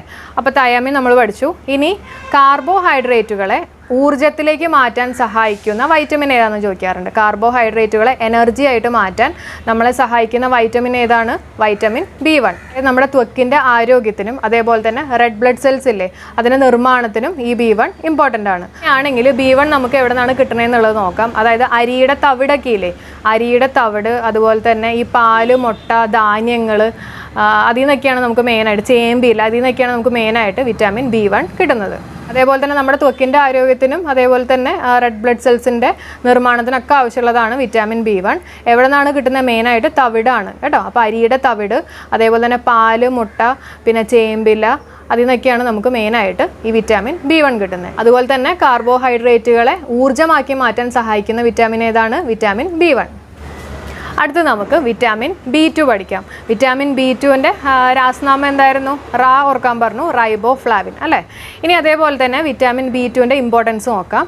വിറ്റാമിൻ G എന്നറിയപ്പെടുന്ന വിറ്റാമിൻ ഏതാണ്? വിറ്റാമിൻ B2 ആണ്. അതേപോലെ തന്നെ ഈസ്റ്റിൽ ഏറ്റവും കൂടുതൽ അടങ്ങിയിരിക്കുന്ന വിറ്റാമിൻ ഏതാണ്? വിറ്റാമിൻ B2 ആണ് കേട്ടോ. അതേപോലെ തന്നെ പാല് കറന്നതിന് ശേഷം ഒരു മഞ്ഞ നിറം കാണാറുണ്ട്. അതിന് കാരണമാകുന്ന വിറ്റാമിൻ ഏതാണ്? വിറ്റാമിൻ B2 ആണ്. പിന്നെ സൂര്യപ്രകാശം ഏറ്റു കഴിയുമ്പോൾ നഷ്ടപ്പെടുന്ന വിറ്റാമിൻ ഏതാണ്? വിറ്റാമിൻ B2 ആണ്. അത് ഇമ്പോർട്ടൻ്റ് ആണ്, ഇതൊക്കെ ചോദിക്കാറുള്ളതാണ് PSCക്ക്. ഒക്കെ ഇമ്പോർട്ടൻ്റ് ആണ്, ഓർത്ത് വയ്ക്കുക. ഏതൊക്കെയാണ് പോയിന്റ്സ്? ഒന്ന് വിറ്റാമിൻ G എന്നറിയപ്പെടുന്ന വിറ്റാമിൻ ഏതാണ്? വിറ്റാമിൻ B2 ആണ്. അതേപോലെ തന്നെ സൂര്യതാപം ഏൽക്കുമ്പോൾ നശിക്കുന്ന വിറ്റാമിൻ ഏതാണ്? വിറ്റാമിൻ B2 ആണ്. പിന്നെയുള്ളത് ഏതാണ്? ഈസ്റ്റിൽ ഏറ്റവും കൂടുതൽ അടങ്ങിയിരിക്കുന്ന വിറ്റാമിൻ ഏതാണ്? വിറ്റാമിൻ B2 ആണ്. പിന്നെ അതിൽ കറന്നതിന് ശേഷം നമുക്ക് ഒരു മഞ്ഞ നിറം കാണും. അതിന് കാരണമാകുന്ന വിറ്റാമിൻ ഏതാണ്? വിറ്റാമിൻ B2 ആണ്. ജസ്റ്റ് ഒന്ന് ഓർക്കാൻ വേണ്ടിയിട്ട് നിങ്ങൾ ഒന്ന് ആലോചിക്കുക. അതായത് പാലും ഈസ്റ്റും വാങ്ങിച്ച് വരുന്ന വഴിക്ക് സൺലൈറ്റ് ഏൽക്കാൻ പാടില്ല. അങ്ങനെ ജസ്റ്റ് ഒന്ന് ലിങ്ക് ചെയ്യാം കേട്ടോ. അപ്പോൾ പാല്, പിന്നെ ഏതാണ് സൺലൈറ്റ്, അതേപോലെ തന്നെ ഈസ്റ്റ്, ഈ 3 എണ്ണത്തിനും മെയിൻ കാരണമാകുന്ന ഏതാണ്? വിറ്റാമിൻ B2 ആണ്. അതായത് B2 എന്ന് പറയുന്നത് സൺലൈറ്റിൽ പോകുന്ന വിറ്റാമിൻ ആണ് കേട്ടോ, B2 എന്ന് പറയുന്നത്. ഇനി വിറ്റാമിൻ B3 നോക്കാം. നിക്കോട്ടിനിക് ആസിഡ് എന്നറിയപ്പെടുന്ന വിറ്റാമിൻ ഏതാണ്? B3 ആണ്. ഏതാണ്? നിക്കോട്ടിനിക് ആസിഡ് എന്നറിയപ്പെടുന്ന വിറ്റാമിൻ ഏതാണ്? Vitamin B3. അതേപോലെ തന്നെ B3 എന്ന് പറയുമ്പോൾ അതിൻ്റെ രാസനാമം എന്താ വരുന്നത്? നിയാസിൻ അല്ലേ. അപ്പോൾ പെലഗ്ര ആണ് ഡെഫിഷ്യൻസി ഡിസീസ്. ഇനി നിക്കോട്ടിനിക് ആസിഡ് ആലോചിക്കാൻ വേണ്ടിയിട്ട് ഒരു ചെറിയ കോഡ് പറഞ്ഞുതരാം. അതായത് പെലഗ്ര ഞാൻ പറഞ്ഞു, നിയാസിൻ സിന്നാണ് അല്ലേ, സിന്നാണ് ഒരുപാട് ആഗ്രഹിക്കുന്നത്. അതേപോലെ തന്നെ നിക്കോട്ടിനിക് ആസിഡ്, നിക്കോട്ടിൻ യൂസ് ചെയ്യുന്നതും നമുക്കറിയാം, സിഗരറ്റിനകത്തുള്ള നിക്കോട്ടിനൊക്കെ അത് യൂസ് ചെയ്തതും സിൻ തന്നെയാണല്ലോ. അപ്പോൾ B3 എന്ന് പറയുമ്പോൾ നിയാസിൻ, അതേപോലെ തന്നെ പെലഗ്ര, പിന്നെ നിക്കോട്ടിനിക് ആസിഡ്. ഇത് ലിങ്ക് ചെയ്യാലോ. നെക്സ്റ്റ് വൺ വിറ്റാമിൻ B5 ആണ്. വിറ്റാമിൻ B5യുടെ എന്താണ് രാസനാമം? പാൻറ്റോതെനിക് ആസിഡ് ആണ്. അതേപോലെ തന്നെ അപര്യാപ്ത രോഗം എന്ന് പറഞ്ഞു കഴിഞ്ഞാൽ പാരസ്തേനിയ ആണ് കേട്ടോ. വിറ്റാമിൻ B5ൻ്റെ രാസനാമം എന്ന് പറഞ്ഞു കഴിഞ്ഞാൽ എന്താണ്? പാൻറ്റോതെനിക് ആസിഡും അതേപോലെ തന്നെ അപര്യാപ്തത രോഗം എന്ന് പറഞ്ഞു കഴിഞ്ഞാൽ എന്താണ്? പാരസ്തേനിയ ആണ്. അതും പാ തന്നെയാണ് കേട്ടോ. നെക്സ്റ്റ് വൺ വിറ്റാമിൻ B6 ആണ്. വിറ്റാമിൻ B6ന് നമുക്കറിയാം 6 ആണ്. അപ്പോൾ 6 പീരിയഡ്സ് ആണ് നമുക്ക് ലിങ്ക് ചെയ്യാം. പിരിഡോക്സിൻ ആണ്. അതേപോലെ തന്നെ അതിൻ്റെ അപര്യാപ്ത രോഗങ്ങൾ എന്ന് പറഞ്ഞു കഴിഞ്ഞാൽ മെയിനായിട്ട് ഈ കുഴലുകൾ, അതേപോലെ തന്നെ നാഡികൾ, നമ്മുടെ മോണ, പല്ല്, ഇതിനൊക്കെ ആവശ്യമുള്ള ഒന്നാണ് വിറ്റാമിൻ B6. അതിൻ്റെ രാസനാമം എന്താണ് ഞാൻ നേരത്തെ പറഞ്ഞത്? Pyridoxine. Next one vitamin B12 ആണ്. വിറ്റാമിൻ B12ൻ്റെ രാസനാമം എന്തായിരുന്നു? 12. അതായത് സൈൻ വാങ്ങാൻ വേണ്ടി പോകണം. അപ്പോൾ സൈനോ കൊബാൽമിൻ. എന്താണ്? സൈനോ കൊബാൽമിൻ. ഇനി അതേപോലെ തന്നെ PSCയിൽ ചോദിച്ചിട്ടുള്ള ഒരു ക്വസ്റ്റ്യൻ ആണ്, കൊബാൾട്ട് ഏറ്റവും കൂടുതൽ അടങ്ങിയിട്ടുള്ള ജീവകം ഏതാണ്? ഏതാണ്? കൊബാൾട്ട് ഏറ്റവും കൂടുതൽ അടങ്ങിയിട്ടുള്ള ജീവകം ഏതാണ്? വിറ്റാമിൻ B12 ആണ്. അപ്പോൾ ഇതെങ്ങനെ നമുക്ക് ലിങ്ക് ചെയ്യാൻ പറ്റിയെന്ന് വെച്ചിട്ടുണ്ടെങ്കിൽ നമുക്കറിയാം 12 എന്ന് പറയുമ്പോൾ സൈനായിട്ട് നമുക്ക് റിലേറ്റ് ചെയ്യാമല്ലോ. അപ്പോൾ 12 സൈനോ കൊബാൽമിൻ. അവിടെ ഒരു കൊബാൽ, അതായത് കൊബാൾട്ട് വരുന്നുണ്ട് കേട്ടോ. അപ്പോൾ കൊബാൾട്ട് ഏറ്റവും കൂടുതൽ അടങ്ങിയിരിക്കുന്ന ജീവകം ഏതാണ്? വിറ്റാമിൻ B12 ആണ്. അതേപോലെ തന്നെ സസ്യബുക്കുകളിൽ സാധാരണ കാണാത്ത വിറ്റാമിൻ, സസ്യബുക്കുകളിൽ സാധാരണ കാണാത്ത വിറ്റാമിൻ ഏതാണ്? വിറ്റാമിൻ B12 ആണ്. അപ്പോൾ 12th സ്റ്റാൻഡേർഡ്, അപ്പോൾ നമുക്ക് ബുക്കുമായിട്ട് വേണമെങ്കിൽ റിലേറ്റ് ചെയ്യാം. അപ്പോൾ B12 എന്ന് പറയുമ്പോൾ സസ്യബുക്കുകളിൽ, ഞാൻ ജസ്റ്റ് ലിങ്ക് ചെയ്യാൻ വേണ്ടി മാത്രം പറയുന്നതാണ്. അപ്പോൾ വിറ്റാമിൻ B12 എന്ന് പറഞ്ഞു കഴിയുമ്പോൾ സസ്യബുക്കുകളിൽ കാണാത്ത വിറ്റാമിൻ ഏതാണ്? വിറ്റാമിൻ B12 ആണ്. പിന്നെ അതേപോലെ തന്നെ കൊബാൾട്ട് ഏറ്റവും കൂടുതൽ അടങ്ങിയിട്ടുള്ള വിറ്റാമിൻ ഏതാണ്? വിറ്റാമിൻ B12 ആണ്. അടുത്ത് നമുക്ക് നോക്കാം വിറ്റാമിൻ C ആണ്. വിറ്റാമിൻ സിയുടെ ഏതൊക്കെയാണ്? അസ്കോർബിക് ആസിഡും അതേപോലെ തന്നെ ഡെഫിഷ്യൻസി ഡിസീസ്, സ്കർവിയാണ് നമ്മൾ നേരത്തെ പഠിച്ചു അല്ലേ. ഇനി വിറ്റാമിൻ സി PSCക്ക് ഭയങ്കര ഇഷ്ടപ്പെട്ടിട്ടുള്ള ഒരു വിറ്റാമിനാണ് വിറ്റാമിൻ സി. ഇതിനെ ബേസ് ചെയ്ത് കുറേ ക്വസ്റ്റ്യൻസ് ചോദിക്കാറുണ്ട്. അതേപോലെ തന്നെ എനിക്കും ഭയങ്കര ഇഷ്ടപ്പെട്ടിട്ടുള്ള ഒരു വിറ്റാമിനാണ് വിറ്റാമിൻ സി. അപ്പോൾ വിറ്റാമിൻ സിനെ ബേസ് ചെയ്തിട്ടുള്ള കുറച്ച് ക്വസ്റ്റ്യൻസ് നമുക്ക് ഡിസ്കസ് ചെയ്യാം. അതായത് കൃത്രിമമായി ആദ്യം നിർമ്മിച്ച ജീവകം ഏതാണെന്ന് വേണമെങ്കിൽ ചോദിക്കാം. കൃത്രിമമായി ആദ്യം നിർമ്മിച്ച ജീവകം ഏതാണ്? വിറ്റാമിൻ സി ആണ്. അതേപോലെ തന്നെ യുവത്വം നിലനിർത്താൻ ആവശ്യമായിട്ടുള്ള വിറ്റാമിൻ ഏതാണ്? വിറ്റാമിൻ സി ആണ്. പിന്നെ എന്തെങ്കിലും അറിയാം, നമ്മൾ സാധാരണ ഹോസ്പിറ്റലൊക്കെ കിടക്കുന്ന സമയത്ത് വരുന്ന ആൾക്കാർ നമുക്ക് എന്താ കൊണ്ടുവരാറ്? കുറച്ച് ഫ്രൂട്ട്സ് കൊണ്ടുവരും അല്ലേ. മെയിനായിട്ട് എന്തിനു വേണ്ടിയിട്ട്? നമ്മൾ കുറച്ച് ഫ്രഷ് ആവാനും അതുപോലെ തന്നെ നമ്മുടെ ഈ മുറിവുകളൊക്കെ ഉണ്ടെങ്കിൽ അതൊക്കെ ഉണങ്ങാനും അതിനൊക്കെ വേണ്ടിയിട്ടാണ് കേട്ടോ. ഇമ്മ്യൂണിറ്റി പവറൊക്കെ കൂട്ടാൻ വേണ്ടിയിട്ടാണ്. അപ്പോൾ വിറ്റാമിൻ സി എന്തൊക്കെ ഞാൻ പറഞ്ഞ, ഒന്ന് മുറിവുകൾ ഉണങ്ങാൻ വേണ്ടിയിട്ട്, പിന്നെ യുവത്വം നിലനിർത്താൻ വേണ്ടിയിട്ട്. കൃത്രിമമായി നിർമ്മിച്ച ആദ്യ ജീവകം എന്ന് പറയുന്നത് വിറ്റാമിൻ സി ആണ്. പിന്നെ മൂത്രത്തിലൂടെ നഷ്ടപ്പെടുന്ന വിറ്റാമിൻ ഏതാണ്? വിറ്റാമിൻ സി ആണ്. ഇമ്പോർട്ടൻ്റ് ആണ്. മൂത്രത്തിലൂടെ നഷ്ടപ്പെടുന്ന വിറ്റാമിൻ ഏതാണ്? വിറ്റാമിൻ സി ആണ്. അതേപോലെ തന്നെ നമുക്കറിയാലോ, നമ്മുടെ ഇമ്മ്യൂണിറ്റി പവർ കൂട്ടാനൊക്കെ വേണ്ടിയിട്ട് നമ്മൾ മെയിനായിട്ട് യൂസ് ചെയ്യുന്നത് എന്താണ്? ഈ വിറ്റാമിൻ സി ആണ്. അതായത് ഫ്രൂട്ട്സ് ഒക്കെ കഴിക്കുമ്പോൾ നമ്മുടെ ഇമ്മ്യൂണിറ്റി പവർ കൂടും അല്ലേ. അപ്പോൾ പ്രതിരോധ ശക്തി കൂട്ടാൻ വേണ്ടിയിട്ട് ഉപയോഗിക്കുന്ന അല്ലെങ്കിൽ നമ്മൾ കഴിക്കുന്ന വിറ്റാമിൻ എന്ന് പറയുന്നത് വിറ്റാമിൻ സി ആണ്. എവിടെ നിന്നൊക്കെയാണ് നമുക്കിത് കിട്ടുന്നത്? മെയിനായിട്ട് ഈ ഫ്രൂട്ട്സിൽ നിന്നൊക്കെയാണ്, അതായത് ഫ്രഷ് ഫ്രൂട്ട്സിൽ നിന്നൊക്കെയാണ് നമുക്ക് കിട്ടുന്നത്. അതേപോലെ തന്നെ ആൻറ്റി ക്യാൻസർ വൈറ്റമിൻ എന്ന് പറയുന്നതും വൈറ്റമിൻ സി ആണ്. നെക്സ്റ്റ് നമുക്ക് നോക്കാം വിറ്റാമിൻ ഡി ആണ്. വിറ്റാമിൻ ഡിയുടെ രാസനാമം എന്താണ്? കാൽസിഫെറോൾ. അതേപോലെ തന്നെ ഡെഫിഷ്യൻസി ഡിസീസ് ഏതാണ്? അപര്യാപ്തത രോഗം ഏതാണ്? റിക്കറ്റ്സ് ആണ്. ഇനി വിറ്റാമിൻ ഡി നമുക്ക് എവിടെ നിന്നാണ് കിട്ടുന്നതെന്നുള്ളത് നോക്കാം. മെയിനായിട്ട് നമുക്ക് കിട്ടുന്നത് എവിടെ നിന്നാണ്? ഈ സൺലൈറ്റിൽ നിന്നാണ് കേട്ടോ. സൺലൈറ്റിൽ നിന്നാണ് നമുക്ക് മെയിനായിട്ട് കിട്ടുന്നത്. ഇനി വൈറ്റമിൻ ഡി നമുക്ക് എവിടെ നിന്നൊക്കെയാണ് കിട്ടുന്നത്? നമുക്കറിയാം സൂര്യപ്രകാശത്തിൽ നിന്നാണ് നമുക്ക് മെയിനായിട്ട് വൈറ്റമിൻ ഡി കിട്ടുന്നത്. അപ്പോൾ വേണമെങ്കിൽ ചോദിക്കാം, സൂര്യപ്രകാശത്തിൽ നിന്ന് നമുക്ക് ലഭിക്കുന്ന വൈറ്റമിൻ ഏതാണെന്ന് വേണമെങ്കിൽ ചോദിക്കാം. ഏതാണ്? വൈറ്റമിൻ ഡി ആണ് കേട്ടോ, മറക്കരുത്. അതേപോലെ തന്നെ ഈ പച്ചക്കറികൾ കഴിക്കുമ്പോൾ നമുക്ക് കിട്ടാത്ത വൈറ്റമിൻ ഏതാണ്? പച്ചക്കറി കഴിക്കുമ്പോൾ നമുക്ക് കിട്ടാത്ത വൈറ്റമിൻ ഏതാണ്? വൈറ്റമിൻ ഡി ആണ്. അപ്പോൾ നമുക്കത് സൺഷൈൻ അല്ലെങ്കിൽ സൂര്യപ്രകാശത്തിൽ നിന്ന് നമുക്ക് കിട്ടും. അപ്പോൾ വൈറ്റമിൻ ഡി ആണ് വെജിറ്റബിൾസ് നിന്ന് കിട്ടാത്ത വൈറ്റമിൻ. അപ്പോൾ സൂര്യപ്രകാശത്തിൽ നിന്ന് ലഭിക്കുന്ന വിറ്റാമിൻ ഏതാണ്? വിറ്റാമിൻ ഡി ആണ്. അതേപോലെ തന്നെ എല്ലിൻ്റെയും പല്ലിൻ്റെയൊക്കെ വളർച്ചയ്ക്ക് വേണ്ടിയിട്ട് ആവശ്യമുള്ള വിറ്റാമിൻ ഏതാണ്? വിറ്റാമിൻ ഡി ആണ്. പച്ചക്കറികളിൽ നിന്ന് ലഭിക്കാത്ത വിറ്റാമിൻ ഏതാണ്? വിറ്റാമിൻ ഡി ആണ്. വിറ്റാമിൻ ഡി ആയിട്ട് മാറുന്ന കൊഴുപ്പിനെ നമ്മൾ എന്താ പറയുന്നത്? എർഗോസ്റ്റിറോൾ ആണ്. അതേപോലെ തന്നെ വിറ്റാമിൻ ഡി നമുക്ക് എവിടെ നിന്നൊക്കെയാണ് കിട്ടുന്നത്? മത്സ്യം, അതേപോലെ തന്നെ കോഡ് ലിവർ ഓയിൽ, പിന്നെ മിൽക്ക് പ്രൊഡക്ട്സ്, അതായത് പാലും പാലിൻ്റെ ഉൽപ്പന്നങ്ങളിൽ നിന്നൊക്കെ നമുക്ക് ഈ വിറ്റാമിൻ ഡി കിട്ടും. കരൾ, ഇതൊക്കെയാണ് നമ്മുടെ മെയിൻ വിറ്റാമിൻ ഡി കിട്ടാനുള്ള സോഴ്സസ്. അതേപോലെ തന്നെ നമുക്ക് നോക്കാം നെക്സ്റ്റ് വൺ വിറ്റാമിൻ ഇ ആണ്. അപ്പോൾ വിറ്റാമിൻ ഇ എന്ന് പറയുമ്പോൾ ഏതാണ്? ടോക്കോഫെറോൾ. ഇ ഗ്രേഡ് തോക്കും, ടോക്കോഫെറോൾ. അതേപോലെ തന്നെ അതിൻ്റെ അപര്യാപ്തത രോഗം ഏതാണ്? നമുക്കറിയാം, വന്ധ്യതയാണ് അല്ലേ. ഇനി നമുക്ക് വിറ്റാമിൻ ഇനെ ബേസ് ചെയ്തിട്ടുള്ള കുറച്ച് ക്വസ്റ്റ്യൻസ് ഡിസ്കസ് ചെയ്യാം. അതായത് ബ്യൂട്ടി വിറ്റാമിൻ എന്നറിയപ്പെടുന്ന ഏത് വിറ്റാമിനാണ്? വിറ്റാമിൻ ഇ ആണ്. അതേപോലെ തന്നെ ഹൃദയത്തിൻ്റെ സംരക്ഷകൻ എന്നറിയപ്പെടുന്നതും വിറ്റാമിൻ ഇ ആണ്. അപ്പോൾ ബ്യൂട്ടി വിറ്റാമിൻ എന്നും അറിയപ്പെടും, അതേപോലെ തന്നെ ഹൃദയത്തിൻ്റെ സംരക്ഷകൻ എന്നറിയപ്പെടുന്നതും വിറ്റാമിൻ ഇ ആണ്. ആൻറ്റി സ്റ്റെറിലിറ്റി ഹോർമോൺ എന്ന് അറിയപ്പെടുന്നത് വിറ്റാമിൻ ഇ ആണ്. ഏതാണ്? Anti sterility hormone. അല്ലെങ്കിൽ പ്രത്യുൽപാദനവുമായി ബന്ധപ്പെട്ടിട്ടുള്ള വിറ്റാമിൻ ഏതാണ്? വിറ്റാമിൻ ഇ ആണ്. അല്ലെങ്കിൽ ആൻറ്റി സ്റ്റെറിലിറ്റി വിറ്റാമിൻ ആയിട്ട് അറിയപ്പെടുന്നത് വിറ്റാമിൻ ഇ ആണ്. ഇവിടെ നിന്നൊക്കെയാണ് നമുക്ക് വിറ്റാമിൻ ഇ കിട്ടണമെന്നുള്ളത് നോക്കാം. മുട്ടയുടെ മഞ്ഞയില്ലേ, മുട്ടയുടെ മഞ്ഞയിൽ നിന്ന് നമുക്ക് വിറ്റാമിൻ ഇ കിട്ടും. അതേപോലെ തന്നെ ഈ കുതിർത്ത കടലയൊക്കെ ഇല്ലേ, വെള്ളത്തിലൊക്കെ ഇങ്ങനെ കുതിർത്തിട്ട കടല, അതിൽ നിന്നൊക്കെ നമുക്ക് വിറ്റാമിൻ ഇ കിട്ടും. അതേപോലെ തന്നെ ഈ പയർ, അതിൽ നിന്നൊക്കെ നമുക്ക് വിറ്റാമിൻ ഇ കിട്ടും. അപ്പോൾ വിറ്റാമിൻ ഇ നമുക്ക് ജസ്റ്റ് ഒന്ന് വേഗം പറയാം എന്തൊക്കെയാണ്. ഒന്ന് ഹൃദയത്തിൻ്റെ സംരക്ഷകൻ, ഒന്ന് ബ്യൂട്ടി വിറ്റാമിൻ, പിന്നെ ഏതാണ്? ആൻറ്റി സ്റ്റെറിലിറ്റി ഹോർമോൺ അല്ലെങ്കിൽ വിറ്റാമിൻ എന്ന് പറയുന്നത് വിറ്റാമിൻ ഇ ആണ്. പിന്നെ എവിടെ നിന്നൊക്കെയാണ് നമുക്ക് കിട്ടുന്നത്? മുട്ടയുടെ മഞ്ഞ, അതേപോലെ തന്നെ കുതിർത്ത കടല, അതേപോലെ തന്നെ പയർ.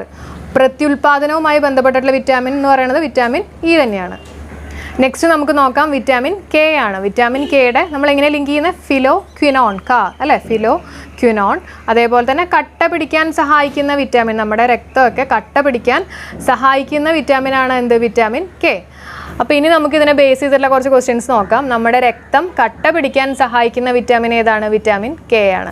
അപ്പോൾ കെ കട്ട പിടിക്കുക, അപ്പോൾ കേട്ടോ. അപ്പോൾ വിറ്റാമിൻ കെ ആണ് നമ്മുടെ രക്തം കട്ട പിടിക്കാൻ സഹായിക്കുന്ന വിറ്റാമിൻ. അതേപോലെ തന്നെ ആൻറ്റി ഹെമറേജ് വിറ്റാമിൻ എന്നറിയപ്പെടുന്നതും ഏതാണ്? വിറ്റാമിൻ കെ ആണ്.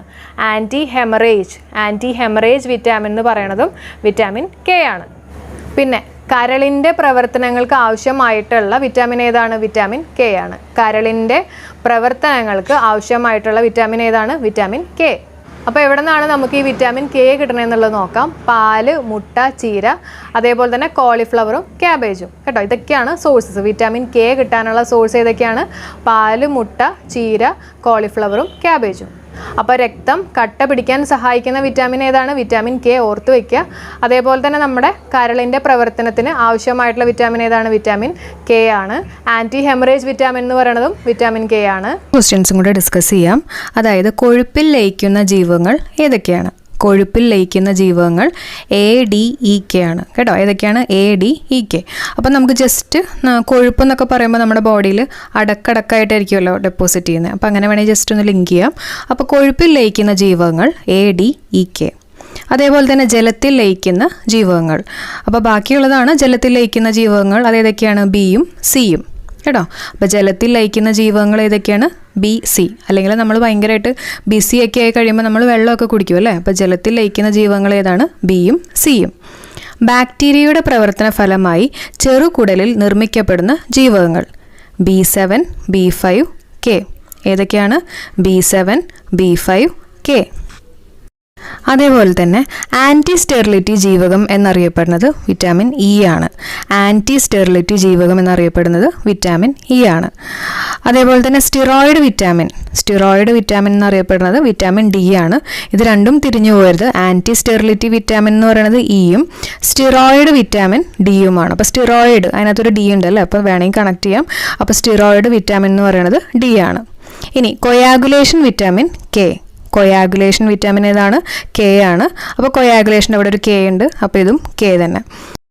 അതേപോലെ തന്നെ അടുത്ത important question, anti pellagra vitamin ഏതാണ്? B3 ആണ് കേട്ടോ, തെറ്റിക്കരുത്. ആൻറ്റി പെലഗ്ര വൈറ്റമിൻ B3 ആണ്. ഇനി ഭയങ്കര ഇമ്പോർട്ടൻ്റ് ആയിട്ടുള്ള ക്വസ്റ്റ്യൻ ആണ് അടുത്തത്.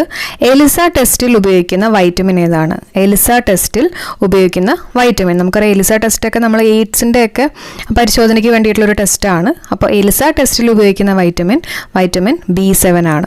ഏതാണ്? B7. അപ്പോൾ എലിസ ടെസ്റ്റിൽ ഉപയോഗിക്കുന്ന വൈറ്റമിൻ ഏതാണ്? Vitamin B7.